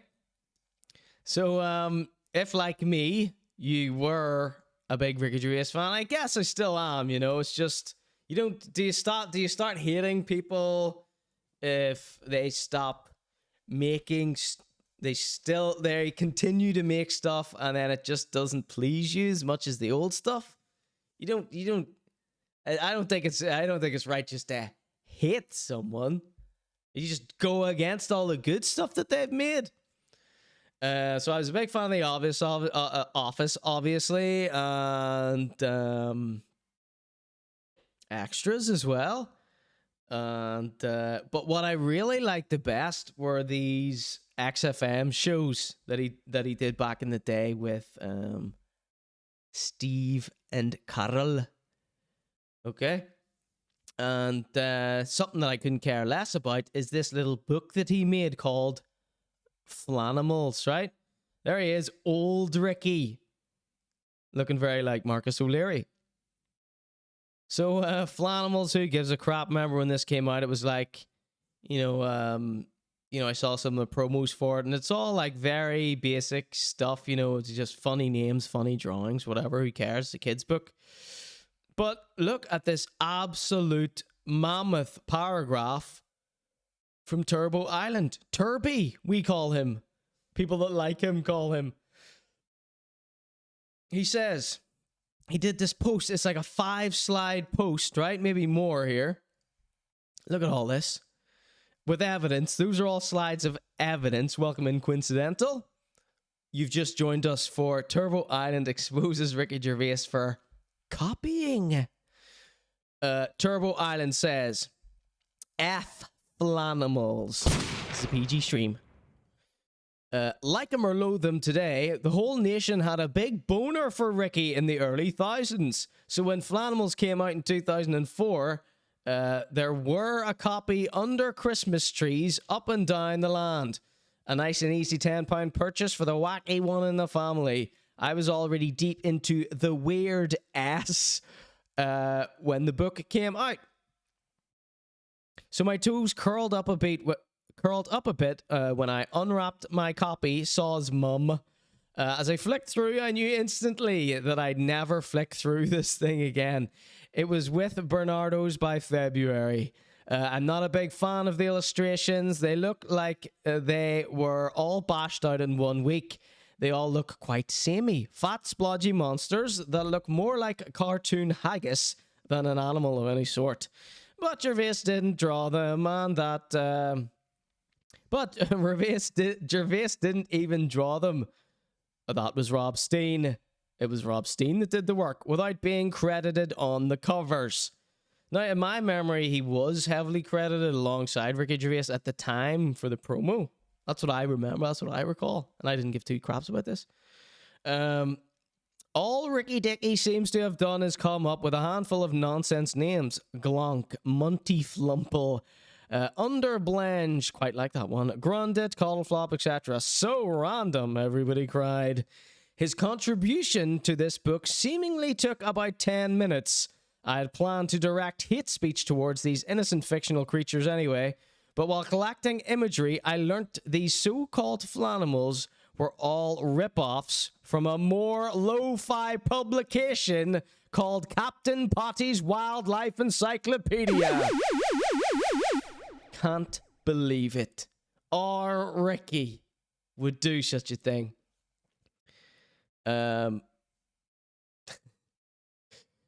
Flanimals was basically this is a quote from John Savage. Flanimals was basically my work swapped around a bit and coloured in. On top of it, they'd completely missed the joke, reducing my creatures to soulless digitized monsters with Ricky Gervais's name stamped on the cover. The whole thing was creepy. And Gervais got away with it by claiming he wrote Flanimals in 1990 or 1980 or 1975. I claim poppycock. I love it when someone claims poppycock. W.H. Smith must have sold millions, and new Flanimals books kept coming thick and fast. They're all going for 1p on eBay now. But I don't want to talk about Gum Splendid and Sprime Bloat Trunker anymore. Weird for the masses. No thanks. An imposter on the bookshelf. I wanted to get this off my chest for half my life. Okay. Alright, Turbo, calm down. So let's see what else we have here. So here are some of the freaky little Flanimals here, as you can see. Let's flick through, and here's an example of the ones that he copied. We've got some evidence here, some evidentiary. This is an evidentiary hearing now, of course.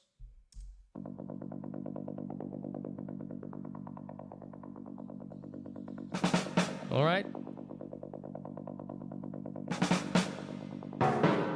So let's see here. Ricky Gervais stole my book, so this must be by the... whatever that guy was called. Steve something. Forgotten already. John Savage. In 2020, he said, I will never forget that morning back in 2004 when my phone started ringing with calls telling me that Ricky Gervais had ripped off my book, Captain Potty's Wildlife Encyclopedia. And then the serial number. Now out of print. Aww. He'd been on TV plugging the upcoming release of Flanimals, and I had no interest in him, so I hadn't taken much notice. It sounds crazy. Why would someone who'd just had a massive TV series need to steal someone else's work? I couldn't believe what I was hearing, so headed down to the nearest bookshop to check out for myself. At first glance, the packaging and style were very different. Mine a pocket-sized mock Victorian encyclopedia, very tasteful, and understated, slightly bonkers. His big, brash, noisy, and garish. The only similarity being that they were both bestiaries, collections of bizarre imaginary creatures. And then I open it up and had a look inside. The SETI honks loudly at anything that moves for no particular reason. And I guess this is Ricky Gervais. This is the original. This is Ricky Gervais's one, the pink one. The honk makes the loudest noise on the planet for no reason. Colm says, did he not notice that he stole that character design from Qbert anyway? Excellent point. That's why we got a chat here. This guy. What's his name again? Steve? John Savage. He says, I felt physically sick. It was like a kick in the stomach. I put a lot of love into my book. In the end, it was all a bit of a laugh, an experiment in guerrilla publishing. But I was proud to have created the silliest book ever written. I says you, mate. Have you read The Scoundrel? Education and ridiculous at the same time. ConorGShow if you want to copy The Scoundrel. Educational and ridiculous at the same time. As we see, it was well received, and not just by the people it was intended for. Flanimals was basically my work swapped around a bit, and coloured in. On top of it, they had completely missed the joke, reducing my creatures to soulless digitized monsters with Ricky Gervais's name stamped on the cover. It was creepy. So here's some more damning comparisons here. As you can see, this is this little rat creature here. Let's get a little zoom in on these ones. Let's see. John Savage says, me, ham salots always live in large groups. Gervais, blunging are social creatures that live in herds. The whole thing stank. Me, the worst thing about buffoons, apart from the smell, Ricky Gervais says, the flanimal that is trying to escape from simply follows the smell. Right, here's a letter here. This is a good one. Let's check this out. This is some good evidence here, I think. Let's get right in on these ones. I love these old letters. You ever see old letters from like the Beatles and Steve Jobs and stuff? Those are always good. You always know some shit's about to come out. Okay. November 4th, 2004. John Savage. Dear John Savage, many thanks for your letter. So do we miss his letter there or something? We want to read his letter first, wouldn't we? Or maybe he doesn't have a copy, you know? He didn't think he'd be posting it to Instagram so many years later. Turbo Gervais. Gallery mode. Okay. So let's read these out. This is someone writing to John Savage, the creator of Dr. Potty's Miraculous Miracle Mutants. Many thanks for your letter. I must admit, I was perplexed by it. Ricky Gervais devised his flanimal characters as a teenager. The sketches and notes he made at the time exist in a series of journals, extracts from which were recently published in a national newspaper serialization. Without being so unarchivious as unchivalrous as to reveal Ricky's age, this means that the material upon which your book is based existed in tangible form a good 25 years before your book was published. This means the material upon which our book is based existed in tangible form a good 25 years before your own book was published. I hope this answers your query. With best wishes, sincerely, Susie Genevieve, editorial director of children's books. Criminal! Okay, let's see this other letter here. Dear Mr. Savage, Ricky Gervais, we've received your letter and addressed to our client Ricky Gervais. Ricky wrote Flanimals in 1990, so it would have been impossible, as you infer, for him to have copied your book. I'm returning your book and attached schedule. Sincerely, Maria Dawson, Legal Affairs. So here's one claiming that Ricky was a teenager. Ricky couldn't have been a teenager in 1990, could he?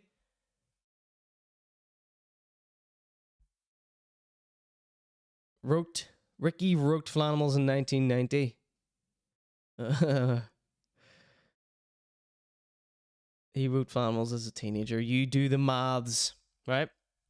Where's our next piece? Where's our next slide here? Here we go.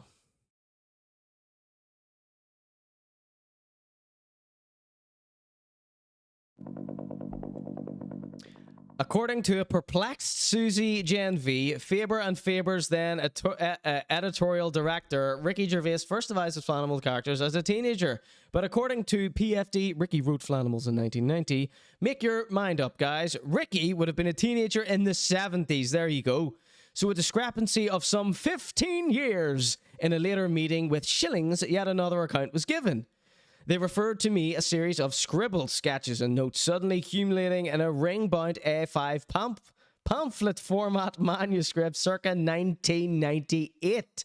So it's changed again. But with no reliable evidence of the date. Okay. The rough sketches and notes were of very poor quality, random, disjointed, unfunny crap. The work showed no evidence of development of ideas until 1998. A pamphlet suddenly appeared with my work edited into it after I had sent my manuscript to his agency in a similar format. The smoke and mirrors actually gave the game away. Ooh. Money. That's what it's all about. Ricky'd been caught red-handed in 2010, but his first instinct was to hide behind the legs of Schilling's lawyers, guardians of the reputations of the rich and famous, and whose first letter to me threatened enormous legal costs if I did not desist from telling the truth. I did not have the financial resources at the time to take on the Gervais media empire, so at least for the time being, the case faded away. Let that sink in for a minute. A millionaire who's stolen from me threatens to liquidate me if I challenge him, and this from a guy who likes to portray himself as one of us. In his words, one of the ordinary people, in quotes. Gervais, the animal rights activist, snipes at Hollywood virtue signaling. How laudable. Keep your hands off my animals, Ricky. And what about some respect for our human rights? Since going public with my case, I've realized I'm not the only one. There you go. There's all the Flanimals books there. And there is the bloat dump lunt. The sneaky little chump likes to steal other people's ideas and watch the bucks roll in. If someone calls him out, he tracks them down and eats their head. Freedom of opinion will not be tolerated. So this is very, very alarming stuff that we've seen from the nation's beloved Ricky Gervais now.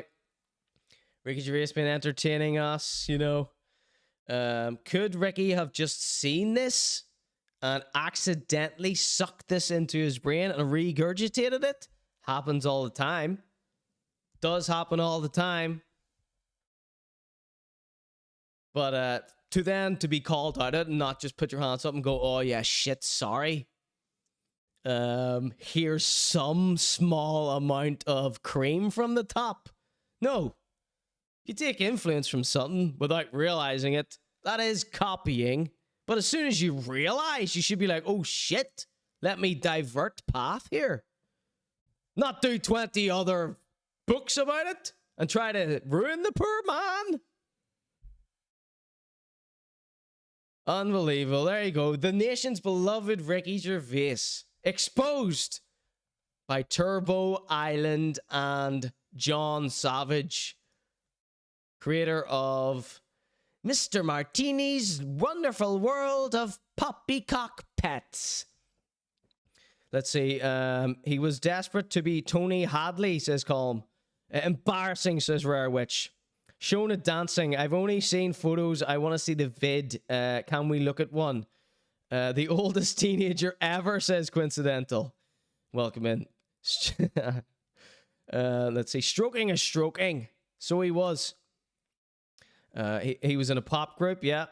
When it came out, everyone slagged Ricky Gervais for it being so low effort, and this guy's raging. I want to see these drawings I call BS, says Ducky Me off. John Savage getting doxxed here. Well, he doxed himself. He would have got away with it if it wasn't... He would have got away with it if he didn't steal the text too. Yeah, almost certainly. Let's see. The American Dennis the Menace launched the same week as the British one purely by coincidence, says Google Yeah, but this isn't a coincidence. Is it the fact that he's changed, the dates have changed and all that stuff? Seems a bit suspicious. And then there was 3 drawings. Every time you do something, you need to get 3 examples of it. All right? That's showmanship for you.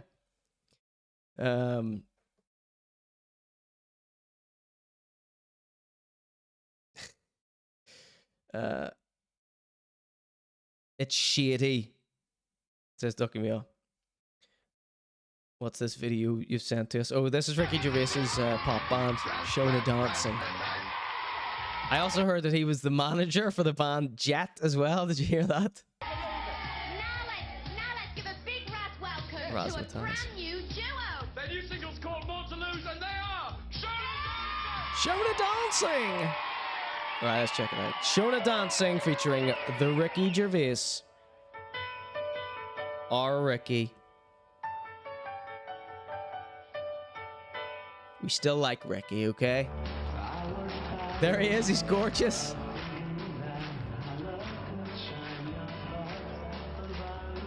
1 for fire, 2 for shite in the chat right now for Shona dancing. More to lose.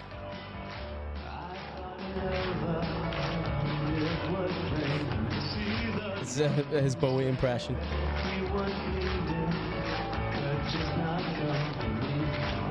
They're calling it shite in the chat.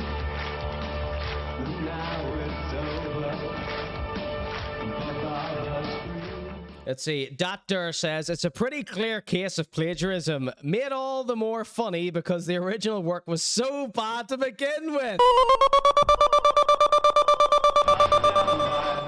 Excellent, great first comment, Dr.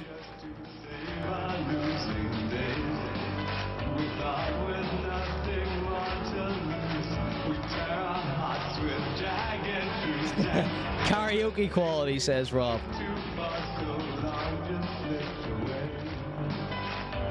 Coincidental says, bet this was lethal on gear back in the 80s.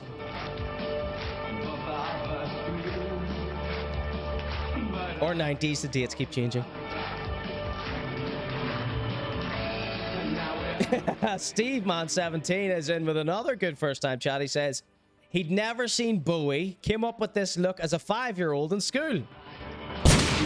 Ooh, sorry for that volume there. He come up with this himself in the womb at 2. Yes, there you go. It's neck and neck, fire and shite. 1 for fire, 2 for shite in the chat right now.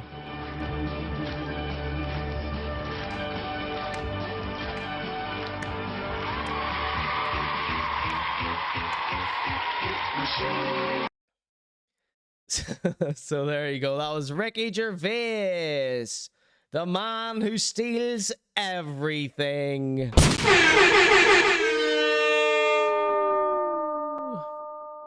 So, yes, of course, you can be influenced by a lot of things. Here's my influences. Here's my obvious influences here. Red Bar.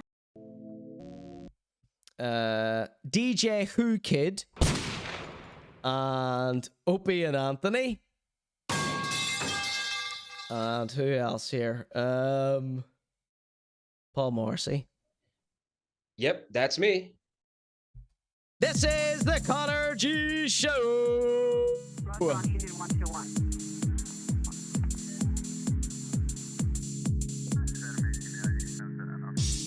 Okay, so coming up for you tonight, we have the Numpty section. Okay, who's ready to get stuck into the top 3 fake laughs? Okay, here we go. This song is Funky the Shelf.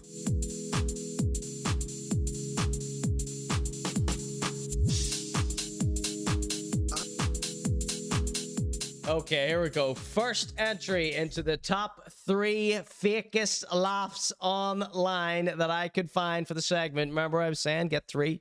Always get 3. This guy is a guy called Don. He's a little TikToker guy. I think he tried to have sort of a YouTube career, but he didn't really try that hard. And he does little TikTok videos and stuff. I became alerted to him whenever I first joined Twitch. I was slagging off Hyphen, and this guy came to Hyphen's defense. This guy was trying to get me on his show to interview Hyphen. Of course, he didn't know that Hyphen was begging me to come on my show for an interview at the time. And this guy resurfaces every so often to stick the knife into me on TikTok and alert his friends that I've posted another TikTok and to come get me. And this, of course, whenever someone sends me messages online, I go research their background, collect all the dirt on them that I can. And this is just one that I had saved for the number 1 for the top 3 fakest laughs online today. Check it out. This is Dawn. We're going to do a vote after we've seen all 3. I became the best photographer in Grand Theft Auto. Oof! She's got blunder! Yo, excuse me. I was... Bro, can y'all stop harassing her, bro, and leave her the fuck alone, bro?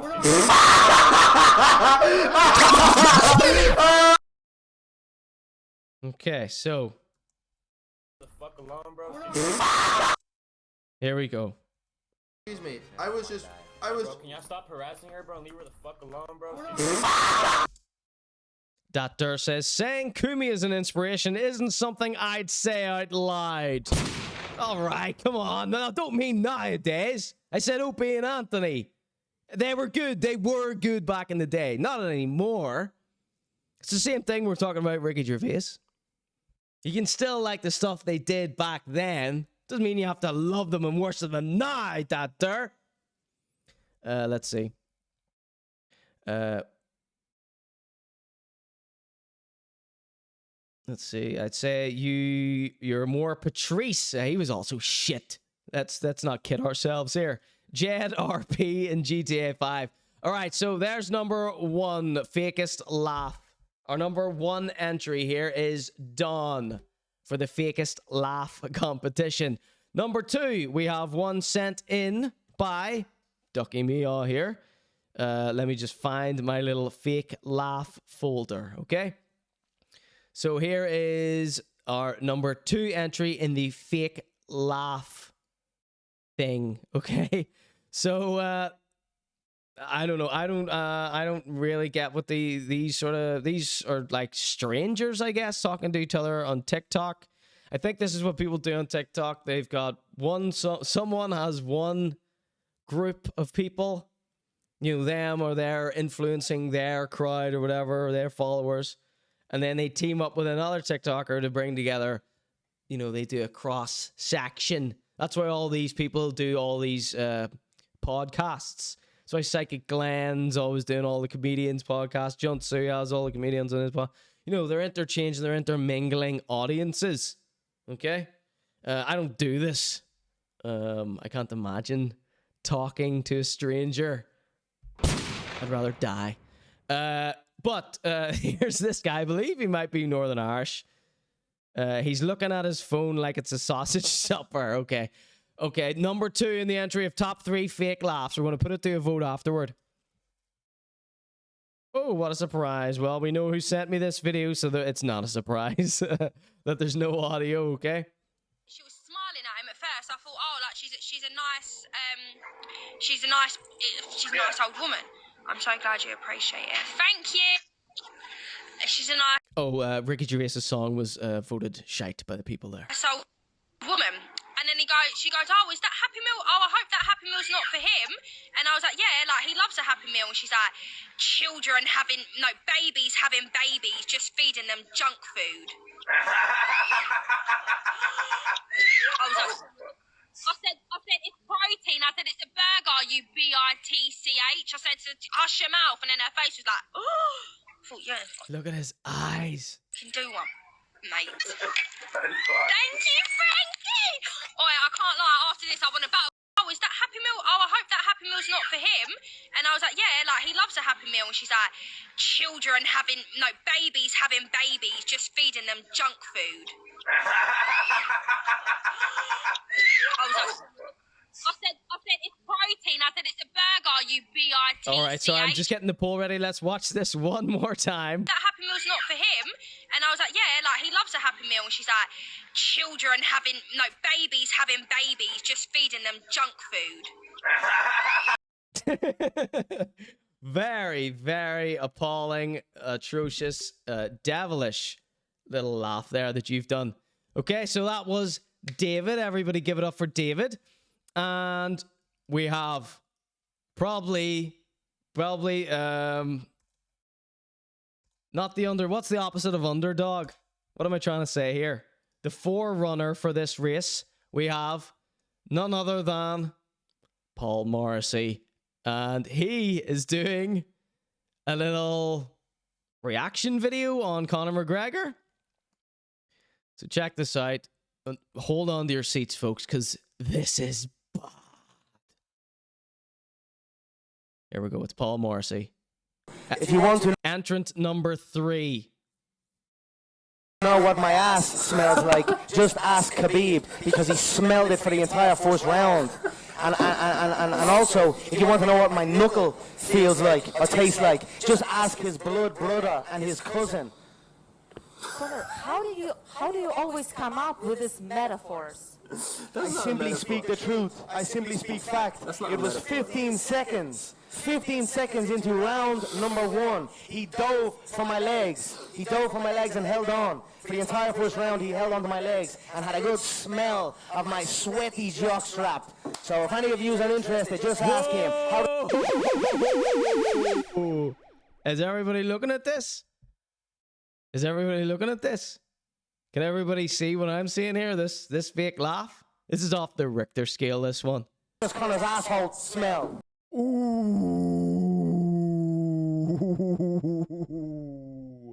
This is Geddis levels. Who's that wee lad that hangs out with Colin Geddis? Who's that wee lad that hangs out with Colin Geddis? That's what levels we're at here. Stay the shit up.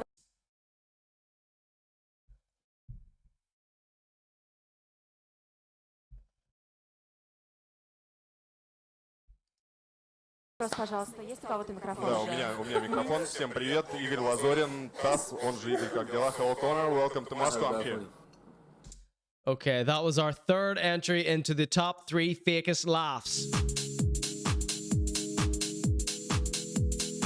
All right, ladies and gents, there is a poll in the chat right now. David, Don, and Paul Morrissey. 1, 2, or 3.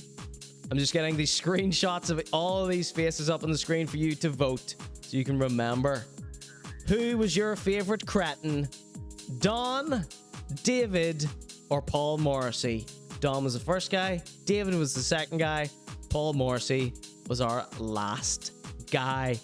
1, 2, or 3 in the chat right now.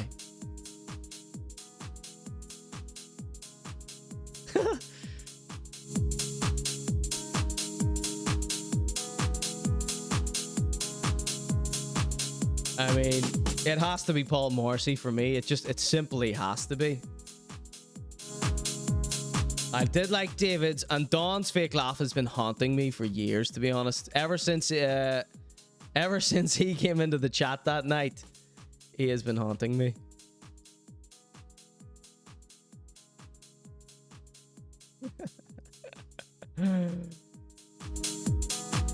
Everyone's voting for 3. Oh my god, there's only 2.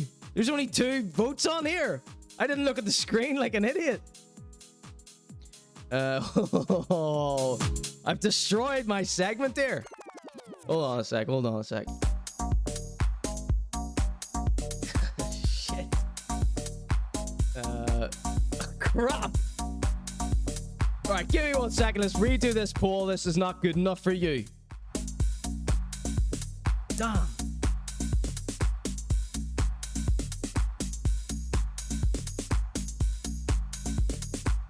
Don, David, or Paul. You gotta press enter on that last one, Conor, not just start poll. All right, here we go. Who was the fakest laugh? Don, David, or Paul? Get your votes in the chat right now. Don't worry, we'll edit that last bit out of the YouTube clip. 3. I'm voting for 3 for Paul. A resounding 3. Steve Man says 3. Coincidental says 3. Don Chi says 3. Colm says 3. I say 3. Rob says 3. Rare Witch says 3.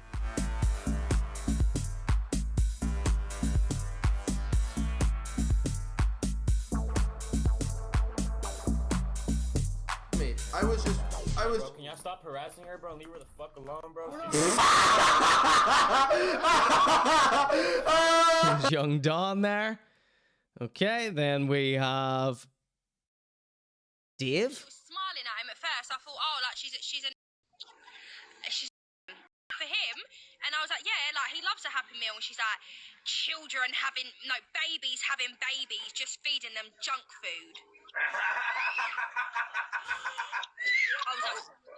I said it's protein. I said it's a. Okay, and of course, P-Mazza here. This is like 3 of them he does in quick succession here. But listen to what he's laughing at too. Living. If you want to if you want to know what my ass smells. So just how fake this is.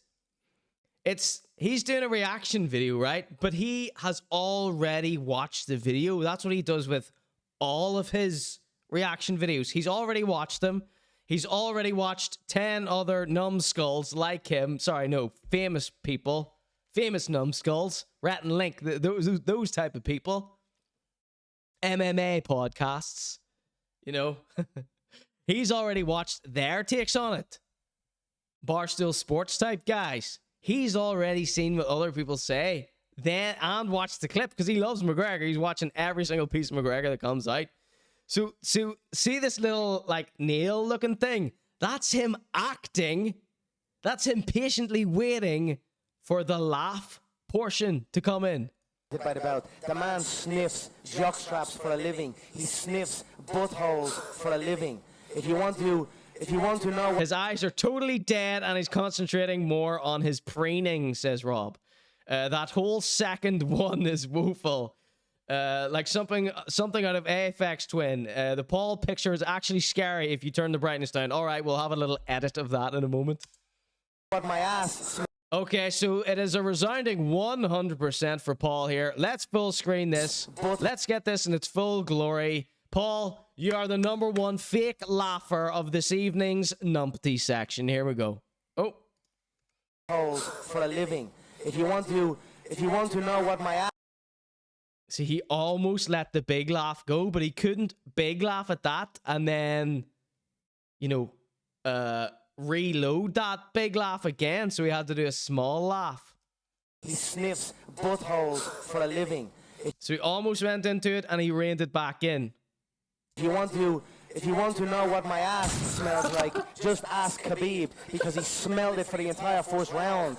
And also, if you want to know what my knuckle feels like or tastes like, just ask his blood brother and his cousin. Conor, how do you always come up with? So this is from 3 years ago. Cut to now. Paul Morrissey is jumping on the Conor McGregor is a drunkard. He has little reactions about Conor McGregor being drunk, drug-addled maniac. He still loves him. It breaks his heart that he has to hate McGregor now because he's such a scumbag-alito. With this metaphor. I thought I had a point there. Let's let it continue. I simply speak the truth. I simply speak fact. It was 15 seconds. 15 seconds into round #1. He dove for my legs. He dove for my legs and held on. For the entire first round, he held onto my legs and had a good smell of my sweaty jockstrap. So if any of you are interested, just ask him. Silence. The silence is deafening out of him. Excruciating. I don't know how we have overlooked this video for so long. Conor's asshole smell. Look at that. Следующий вопрос, пожалуйста. Есть у кого-то микрофон? Да, у меня микрофон. Всем привет. Игорь Лазорин, Тасс, он же Игорь, как дела? Hello, Conor. Welcome to Moscow. I'm here. He's gone full hyena. He's gone full high-he. Oh, man. So, with a resounding 100%, Paul Morrissey is our champion fake laugher this evening. Okay, we got a little side-by-side here. Let's not forget this side-by-side rest. Very good. Very good. Just try and look at your shoes in the same way again. Just try and look at Paul Morrissey in the same way again. Astounding. So that's Paul Morrissey. Here we go. Our new friend, Dat Der, says, "You're like Red Bar without the proper direction or charisma." Okay, well, okay. That's a bit of a compliment to compare with a Red Bar. Okay, don't insult Red Bar, right? He has been doing it 20 years. I've only been doing it 1, okay? So I shouldn't be anywhere close to Red Bar. Ducky Mia, or sorry, Don Chi has redeemed friend or foe on our new friend, Dat Der.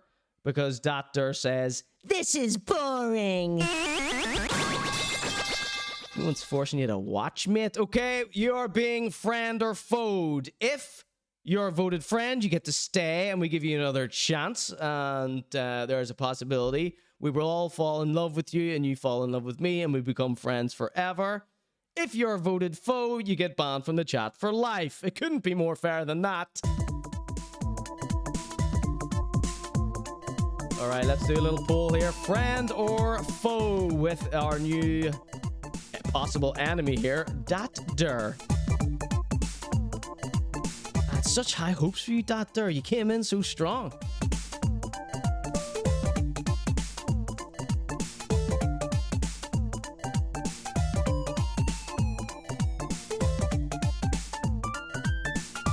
I'm gonna vote for friend, okay? If he watches Red Bar, then this show should be boring, okay?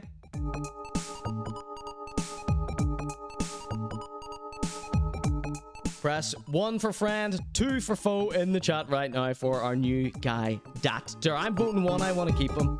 I need every viewer I can get.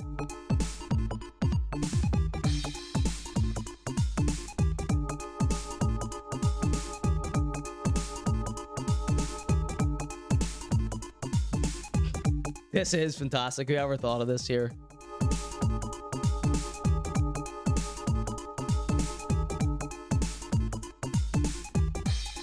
I want that on a t-shirt, says Ducky Meow. Alright, Dat-Der, the crowd have voted you a foe. There you go. Get rid of him. I'm so sorry, Dat-Der. I'm so sorry I haven't lived up to the Mike David standard. Okay? How could you? It's the best show. Red Bar's the best show. Okay? Put me on the obeyment list. Alright, ladies and gents. This is the ConorGShow. We've got much more coming up for you tonight. Well done, Paul Morrissey. Oh, clapping. So, let's see. Dat-Der, no other comments. So he's not been banned yet, but he hasn't objected to anything. So he's still cool. We're still cool. We're still friends. Full sip here. He's gone. So sorry, Dat-Der. Come back under a different fake name and we'll try again. Hope you get that $100. All right, ladies and gentlemen, tonight I bring to you Geady breaks his silence on the PENTY eviction.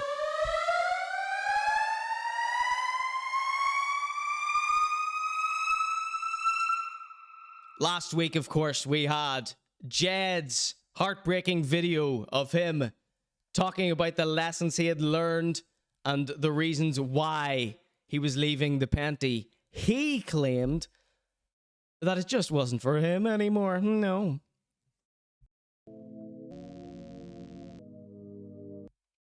But we thought there was much more. We possibly thought he couldn't afford the rent anymore, or him and Geady had fallen out because he didn't really mention Geady in that video. And the internet was ablaze the next day, wondering what could have happened between the two. What happened with the PENTY? Were they being kicked out for being too litty all the time? And I released a couple of... I did a clip of that last segment. Check that out on youtube.com/ConorGShow. And I did a couple of TikToks, and lots of people hate these, and I was defending them in the comments, and lots more people hate me. Okay? TikTok is their domain. Not surprised that I would be torn down so incredibly. But Geady has decided to break his silence about the PENTY eviction. Here it is. It's Geady breaks his silence. So I'm so proud of myself when I came up with this clickbait title earlier. Geady breaks his silence on the PENTY eviction. Here we are. It's Geady. And what a terrible thing to happen to me. Open with VLC player. The PENTY era is over, and what an era it has been. All right. In case we do a clip, we're doing that whole segment again, okay? No, only the last bit. Geady breaks his silence on the PENTY eviction. Here we go, it's Geady. Geady speaks. The PENTY era is over, and what an era it has been. Moved in here as two 20-year-old lads, didn't go to uni, run our own businesses, and to be honest, it was completely surreal. This is going so fast, I can't even focus on what's happening. So, Jed has already featured in this. Moved in here as two 24-year-old lads, right? So there was a lot of speculation that they were 26 last week. They're both 24. In here as two 20-year-old lads, didn't go to uni. Didn't go to uni. Shocker. Run our own businesses. You don't need to go to uni. But, you know, we're not dealing with brain boxes here. Running our own businesses, and to be honest, that's his favorite phrase. To be honest, it was completely surreal. So, look. Oh, okay. I said to myself, right, you were really hard on Jed in that last one, okay? With hardly any disclaimers.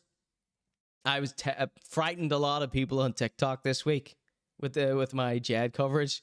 So what I want to remember is, okay, these aren't the brightest of guys, okay? They're 24, right? You only start to really understand life at 29. So the fact that they got a 2-bed apartment with a nice view should be exciting to them. It should be. I'd be excited. Luckily for me, social media wasn't like this here when I was 24. All right, so let's go soft. Let's go soft on them. All right. So we thought Jed might be the nice one. It turns out Geady's the nice one, okay?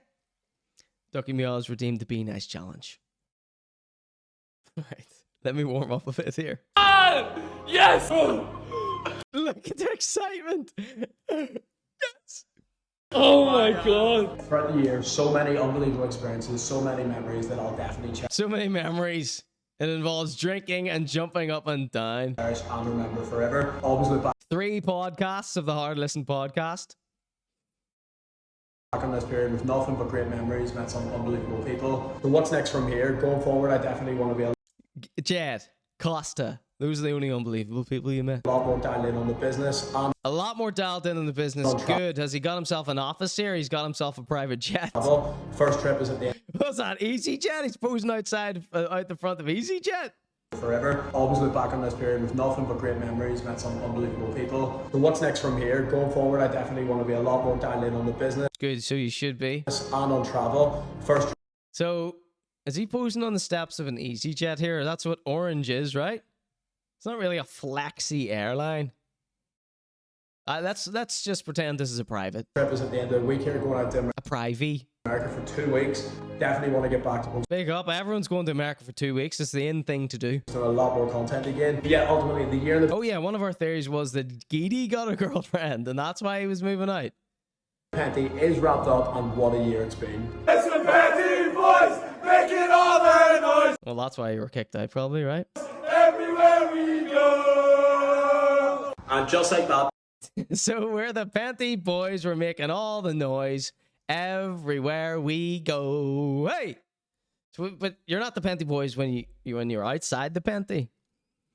Let's see. It's so surreal living in a flat, says Rob.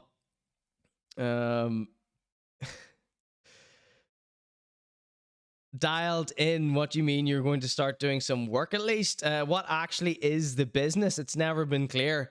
It's a social media enterprise, Colin. What don't you understand about that? Right, so yes, we're doing the Be Nice challenge. So Geady, didn't really say why you were moving out of the PENTY. You both did a big "we're leaving the PENTY" video, but we didn't believe Jed's He said it really just wasn't for him. So how can you juxtapose this? How can you juxtapose this with it's really it's not for me? Look.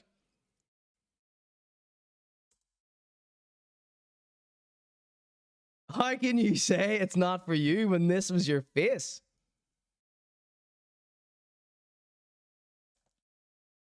Let's try and sync that up. Whoa.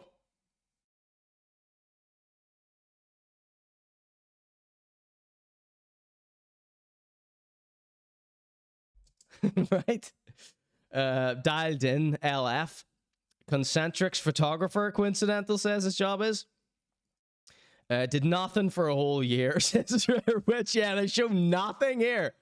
And then he says what he's going to be doing next is focusing in on the business, and then it cuts to, like, you know, an empty office space here, you know, for a photo shoot for some brand, I believe. I think he really does social media campaigns for other people's brands, I believe. Okay, what can we say about Geady that's nice? What can we say what's nice about Geady? I liked his Subway video. I thought that was funny. Okay. They were so happy in the beginning. Then it was all midnight tacos and Grey Goose. Coincidental says, just abused people with the cheap aftershaves. Goobaloob says, it was their full-time job to make videos, and the pair of them managed 3 in a year. Okay. Well, this has been quite the anti-climax. You know, my clickbait title for this segment really didn't live up to, this video didn't live up to the title. And touche, Geady. Sorry, back to the show playlist for this evening. What a day. All right, ladies and gentlemen, this is the Conor G Show. We are just coming up on the 3-hour mark. And was that it, says Rob? Yes, that was it. I saved that all week. So Rob says you clickbaited us, you monster. I clickbaited myself. I didn't watch it. I saved stuff to watch in the show. Does anybody else have any updates on this? Has anybody heard any gossip? You know, we have very little time right now. Okay? Everybody, I'm so sorry. Let's see. Don't get me off says, sorry if you wanted to shout. I wrecked that. I thought that was good to put on TikTok for the haters. No, you're absolutely fine. No, I didn't have anything. I didn't have anything prepared. As I was already in the middle of kind of being a bit nice to him whenever you redeemed the Be Nice challenge. I did say, it turns out Geady's the nice one. Jed's the more manipulative one, for lack of a better term. Sorry, Jed. I only said that because you said, don't be yourself. Jed's famous bit of advice to up-and-coming TikTokers is, don't be yourself. That was on one of the Hard Listen podcasts. Go get them downloaded before they delete them all out of embarrassment, which I am likely to do one day. Oh yes, welcome in the Shaw. The Shaw was defending Colin Geddis recently. Let's see. Let's hear. So I've been getting lots of hate comments on TikTok regarding my Colin Geddis video, and what I would like to share with you is a comment from Shaw here defending Colin Geddis. Okay. Now I've been really bad lately with not doing the disclaimer, not like making sure to slip in afterwards, oh, this isn't really that serious. And I sort of caught myself on during the week because I was like posting lots of videos about Jed and Geady, Colin Geddis, and I'm like going mental in them, you know, acting like a really not nice guy, right? But then in the captions as well, I was writing stuff like, demand more from your entertainers. Laughs are so cheap these days, blah, blah, blah, blah, blah. I was like, hold on a second here.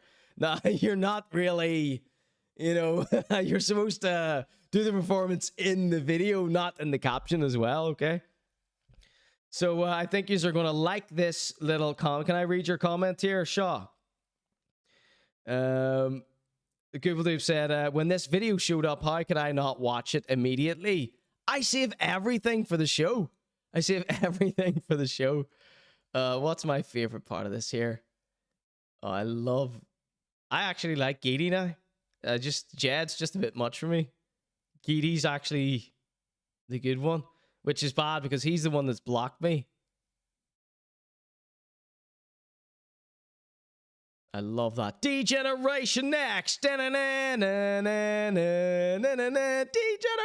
next. Okay, so let's just get a nice screenshot there. God bless you, Geady. Take back everything I've ever said about you. Love you. And Jed, whatever, mate. Don't even care about it. That was just a performance I was doing last week. Don't even worry about it. All right, let's check in what the Shaw said in defense of Colin Geddis while we're all here, okay? Then we're going to finish out the show with a nice little bit of M.R for the people, damn, okay? We're going to save Kuhal until next week. He needs a break. We're recovering him week after week. We need a break from him. So I posted a little clip on Twitter here. Just clean the screen here. And I said, general banter, hashtag general banter, pair of top blokes just chuckling it up. What's not to love about that? Hashtag Belfast, hashtag comedy, okay?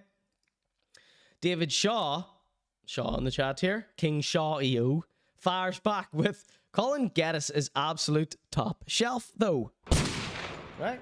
And I replied, in what way? Right? He says, Colin Geddis commands respect, worked the game from the ground up, and owns the market. Now, those are 3 qualities that make me not like people. All right? Not that I don't like Colin Geddis. I love him. So I replied to Shaw here saying, I'm devastated you didn't say he's funny. And the Shaw fired back with, anyone can tell a joke. Not everyone has work ethic, punk attitude, design skills, business acumen, and down ground work from the streets. He's also funny, okay? And I just said, if he's got punk attitude, then I'll give him another chance. All right, Geddis, that's you back in my good books now, mate. Take back everything I said about you. That other wee guy, though, no, he's got a bit more work to do to earn my approval. The fact that there's so little proof that the PENTY even happened. Yeah, barely any videos, just a few pre and after party snippets. I'm sad the PENTY is over, says Ducking Me Up. Me too. The fact that they will not be in the same place together is, I don't know. I don't think either of them will be able to sleep as soundly knowing the other one is in the other room, knowing that the other one will have their back if the Opal Tower catches flames. Rarewood says, you can't get his PR team or something. Maybe he is.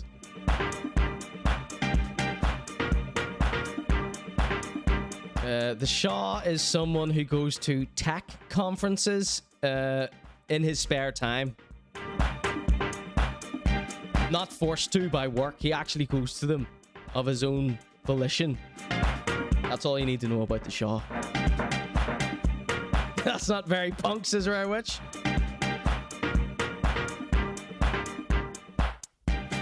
Alright, ladies and gentlemen, this is the ConorGShow. Geady, all the best to you. Jed and Geady. All the best to you, lads. I take back everything I said about yous. Let's start a new slate. Geddis, since Shaw says you've got a punk attitude, I will give you another chance. None of those other things you mentioned are very punk, though, yeah. But if Shaw thinks you're all right, okay, I'll give you another chance. Geddis, all right? Not that you need my approval, but, you know.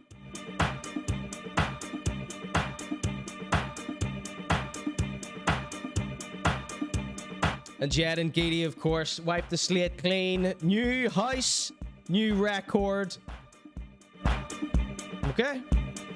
Nobody's perfect. These are young men. I will give you as many chances as you need. But I still reserve the right to react to everything you say.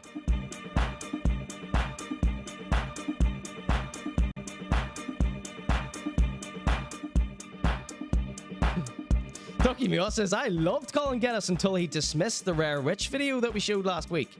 You can check out a little clip that I did with featuring Colin Geddis and Rare Witch there. It's on YouTube. It's called Colin Geddis Laughpocalypse, the General Banter Podcast Review. That's where the full clip is, and you can see 2 little small tiny snippets on TikTok as well at ConorGShow. Never been a fan, says Rare Witch. Me neither. Me neiths. Anyway, Geddis, I'll give you another chance if you give me a chance. Okay?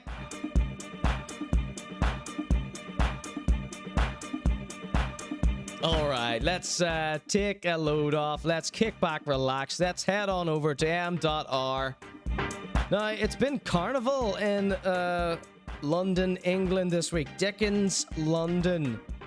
And, of course, our guy, M.R, thrives in Carnival, okay? So, we're just going to click through a couple of quick clips here from M.R. Here's his first video here that I want you to see. Excuse me, M.R and Sean Paul live. Open brackets, short clip. Those are the ones I love. Let's get that there. See you later, that there. I'm sure he has already reported my show to the BBG. Big shout outs to the BBG. Alright, here we go. It's M.R and Sean Paul live short clip.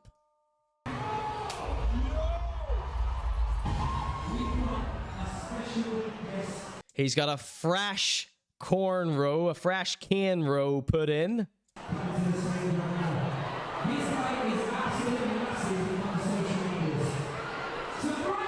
He's got his fresh corn row in. He's got a fresh leopard print. Okay, we need to get M.R bingo.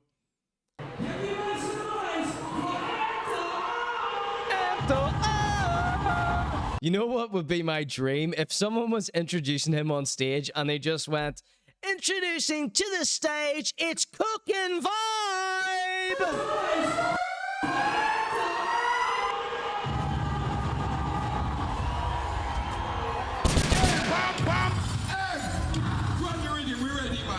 Run the rhythm, we ready, everyone. Sing it if you know it. That is it, Brighton. The boy got that up and the morning cannon. We don't want that side of the boy, they're pitching the boy, they're salmon. 2 shots in the cannon. Run down. But then like Adam, they don't let it off the gun. Say goodnight, buddy. You won't finish us. Run, money. You're not a gangster. Who's the funny? That pussy guy wants to go to me. Fully. So Sean Paul isn't in this video at all, is he? Oh, there he is there. So, there you go. Our mate Shaw here. Our mate Shaw is asking, where's the remixes you put up? Yeah, so you can check out the ConorGShow mixtape on soundcloud.com/ConorGShow. But the remix that I think you're talking about, the Conor's Clean Mix, that's actually a clip on my YouTube channel, Conor Gillespie. And I did a reaction to MC Chad Rooney. He did a remix of a song called Baby Cakes. I'm sure you'll know it. Everyone knows it. And so the clip is up there. You can hear my full clean remix. Here's the YouTube channel here. Look at all my gorgeous thumbnails. Look how much I put more work into my thumbnails than most rappers put into their album artwork. Seriously, that's not a joke. So here's this one here that I think you're specifically talking about, Shaw. This one here, MC Chad Rooney Baby Cakes remix. Check that out there. The link's in the chat right now. We got some videos coming up. We got Pie Wars coming up. That's scheduled. We got 2 videos scheduled. We got Psychic Glenn versus fake psychic. And I'm hoping that this thumbnail will entice people into thinking that I'm calling Psychic Glenn the fake psychic. But no, if they look a bit closer, they'll see a giant versus in the middle. Okay? Let's hope Psychic Glenn doesn't freak out about it.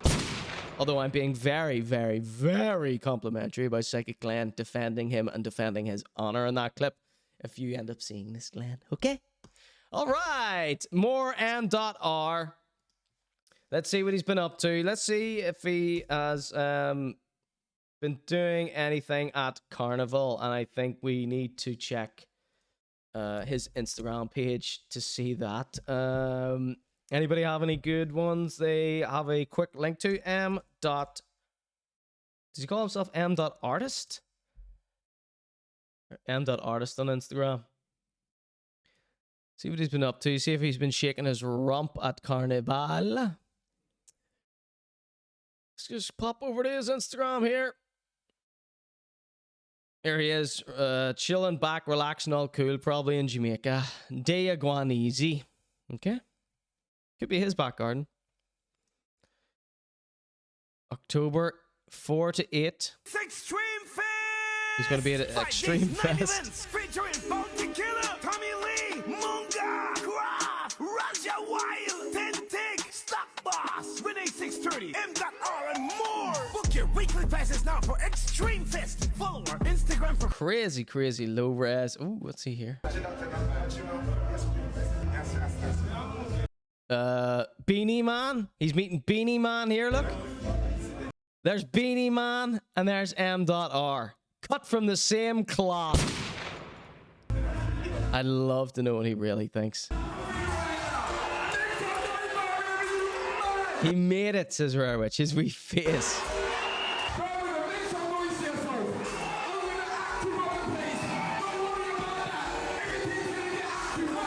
He really looks like that girl from the Newmans. Of course he's happy. He's meeting Beanie Man. Anyone would be happy.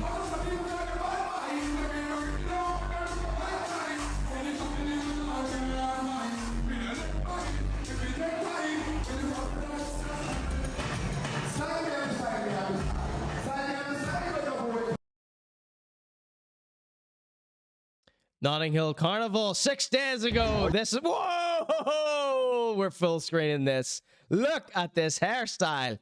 Who was I talking to about this? Oh, yeah. Paul Syndicate on Instagram. Big time junglist. Big shout outs to Sir Tusk. Are they the same guy? Anyway, Paul Syndicate on Instagram was posting loads of pics. He always gets photographs with all the big junglist man them. And he was at Carnival. He was posting lots of photographs.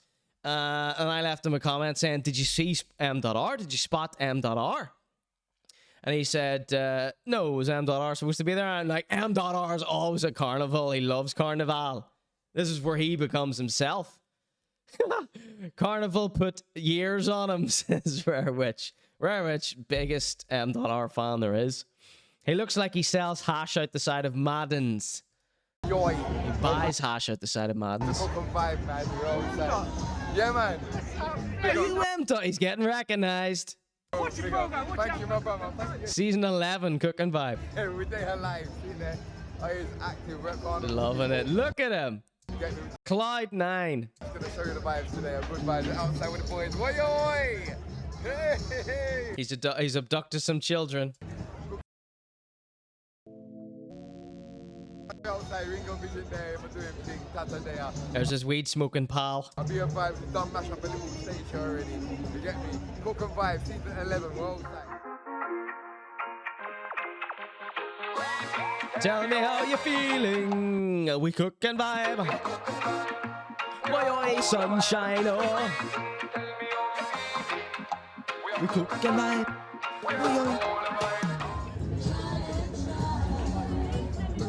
Don't get me muted out. Of course, he's he's loitering around the jerk chicken stand. Is M. Not a fan of those dry twists he's got in his head. They are very damp. He just got them done for Carnival, Don Chi. He has lots and lots of beeswax or whatever they use. silk or whatever they call that stuff. We're outside. Outside, fully active. I see Ringo do. So let's see. Let's see what a liar Don she is here. So she's saying they're very dry, but I'm saying they're quite wet up here. You gotta add lots of gel or whatever they use, Brill cream, beeswax, whatever. You need to use a lot of that. So this, or otherwise this would be extremely painful. I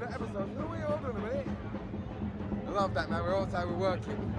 Of course, his hairline's already receding, so he doesn't need to do that little shaved bit at the front. Luckily for him. Check him out, man. You know the thing. Cooking vibe, you know the thing.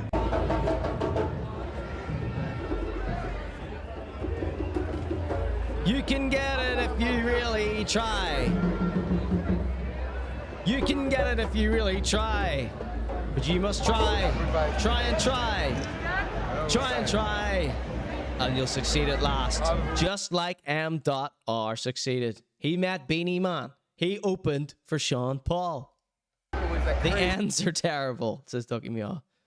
Don Chi says, try. They are wild, thirsty, says Ducky Meow. Google Doop says, there's so much stuff in his hair, he's no longer ginger. That's part of the plan. Big up the team. If I could only show you people that want to take pictures, it's crazy. But If I could only show you all the people that want to take pictures, I'm going to say 2. He is living his I best. can't have my phone on all the time, but it's just crazy. Why can you not have your phone out? You've got your security guard here.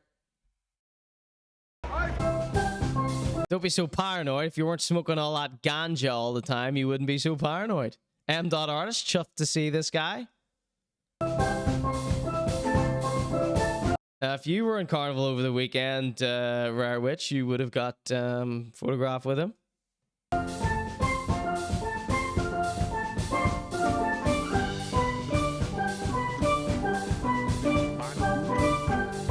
Yeah. How many more? Oh, he's posting them all here. Does it look like he was on stage? Look at these losers doing nitrous balloons in the middle of the street. Fully grown men. I heard that they're banning NOS now.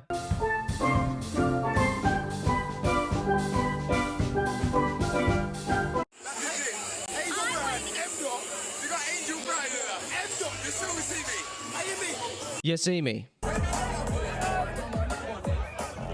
There's the drum and bass remix of whatever that song's called.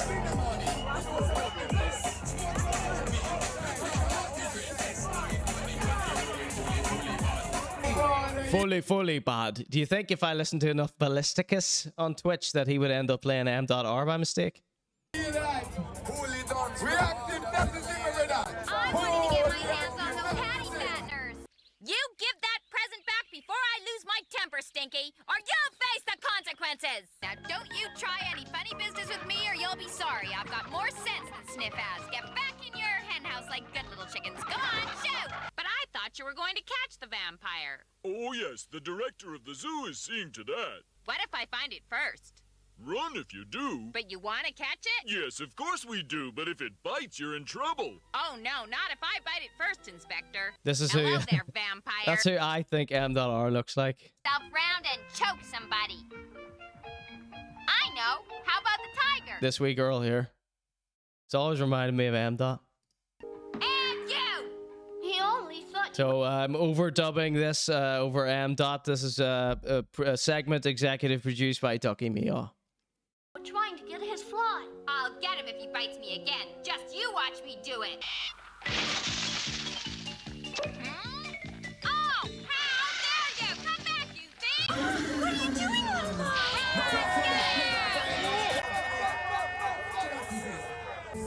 Yo!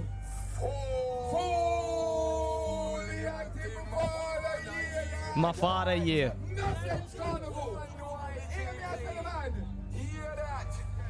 Look, fuck up the place and drift. 100 Predator road, rev up the car in fifth. I'm telling just a pass my split, yo, tick like a ass and tits. Still about that to take, make money, move fast and quick. Yo, we just built a brand new style. See, 7 clothing with it. Look, drop at 16 and they eat that. 16 on the wristwatch. 16 in the gym glove. Go on, okay, they want TikTok. Any target, yo, we eat that. Women in all the chit chat. Man, jump for the walker. Hey, top topper. No, everything. Whoops. Mad. Everything shell, everything bun up. On top of new freestyle, what you think turn up? Any violation, you the team went up. Look, mad is life, but I lie. More fuck to get 9 nights. Take a man's wife, gotta catch feelings, we are catch flies. What? Alright, let's take one bad cap and fuck up your life. Send them on the street unlock, but I don't see that man outside. No, outside, catch me rough up on the inside. Never tell a lie, look at all fight. I told them, boy, don't fuck up. Got money have to run up. Gun to tear out your stomach. Play my rhythm once everything bun up. Bun up. And the ring got your man in the industry. On the high grade weed, man, I cut up. Look, viral thing. And this we toss, that's a viral thing. Ready, that's a viral thing. All right, ladies and gentlemen, this has been your Conor G Show. Thank you so much for joining me this evening. I've had a whale of a time. I trust you did also. All right, we got the District Cypher 2 coming up. I think we'll do a Conor at night to watch that, or perhaps next week on the show. We've got a boatload of Coup Holland coming up next week.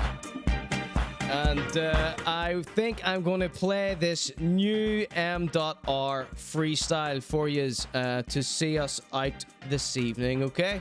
I know you love M. I know you love when he says fully active, radam, etc., okay? A big shout out to SteveMan17, just subscribe with Prime. If you'd like to subscribe with Prime, takes nothing out of your pocket, puts it into mine. Amazon owns Twitch, so you can do that. You can give me your Amazon Prime subscription once a month if you like. If you want to support the Conor G Show, go check out ConorG.show for the entire archive. That's the best way to support the Conor G Show if you want to see me fight against comedians that David Shaw likes. Thank you to everyone who chips in and subscribes and everything like that. Thank you for your contributions to the show. The unofficial producers here in the chat, my little focus group. Big shout out to everyone who contributed this evening. Ducky me all yet again. Rob, always sending in the goods. Let's see. Big shout out to Coincidental. Thanks for dropping in. Thanks to the Shaw. Disgrace of the Waking Android being a very good mod tonight. He says there's a deal on subs at the minute. Subscriptions on Twitch. $2.99 without Prime, so it's mega discounted. Okay, thanks for that. And Twitch will take a giant cut of that, but I get all the money if you chip in at ConorG.show. That brings you over to my Ko-fi.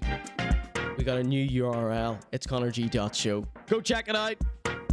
Thanks everyone. Big shout outs to everyone. Rob, Disgrace, Ducky Meow, Don Chi, Verwitch, Kiko, welcome in. Sorry, barely saw you there, mate. Thanks for dropping in. Datster, hopefully you'll come back and be nicer to me, okay? Let's see. Do we have anyone else? Raw 1210, thanks for joining us earlier. And the Shaw, what a pleasure it was. Google Doob, thanks everyone. All right, if I missed anyone, you know I love ya. All right. We're going to see this beautiful M.R freestyle. This is on ETBAV, whatever that stands for. All right, thank you, and good night.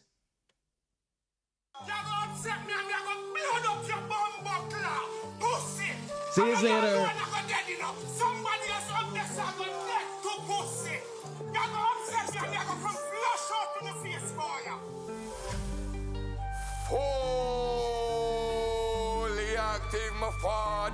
My father. One YGP. Hear that? Look, fuck up the place and drift. Sorry for the bad language. On the toll road, rev up the car in fifth. I got just a pass man, split your TikTok cars and tits.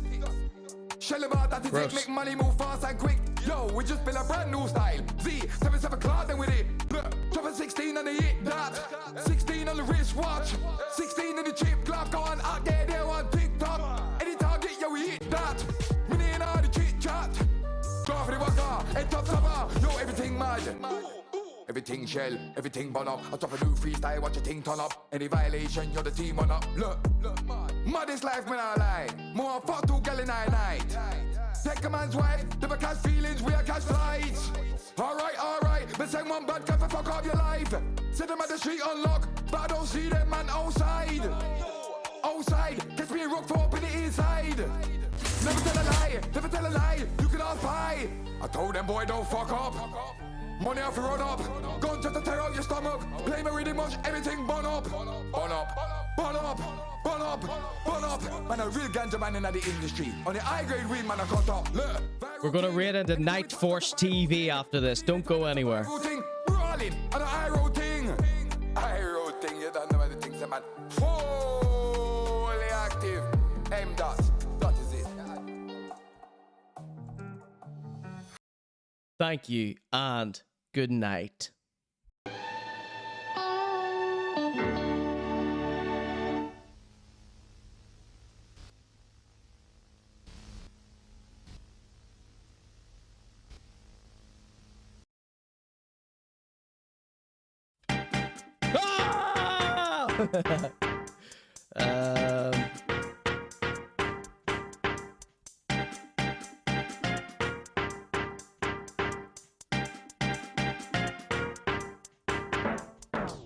Thank you so much for joining me this evening. If I said anything to hurt or offend you, I'm so deeply sorry. It's just a joke. Sorry, it's just a stupid, shitty little show. Okay, thank you. Good night.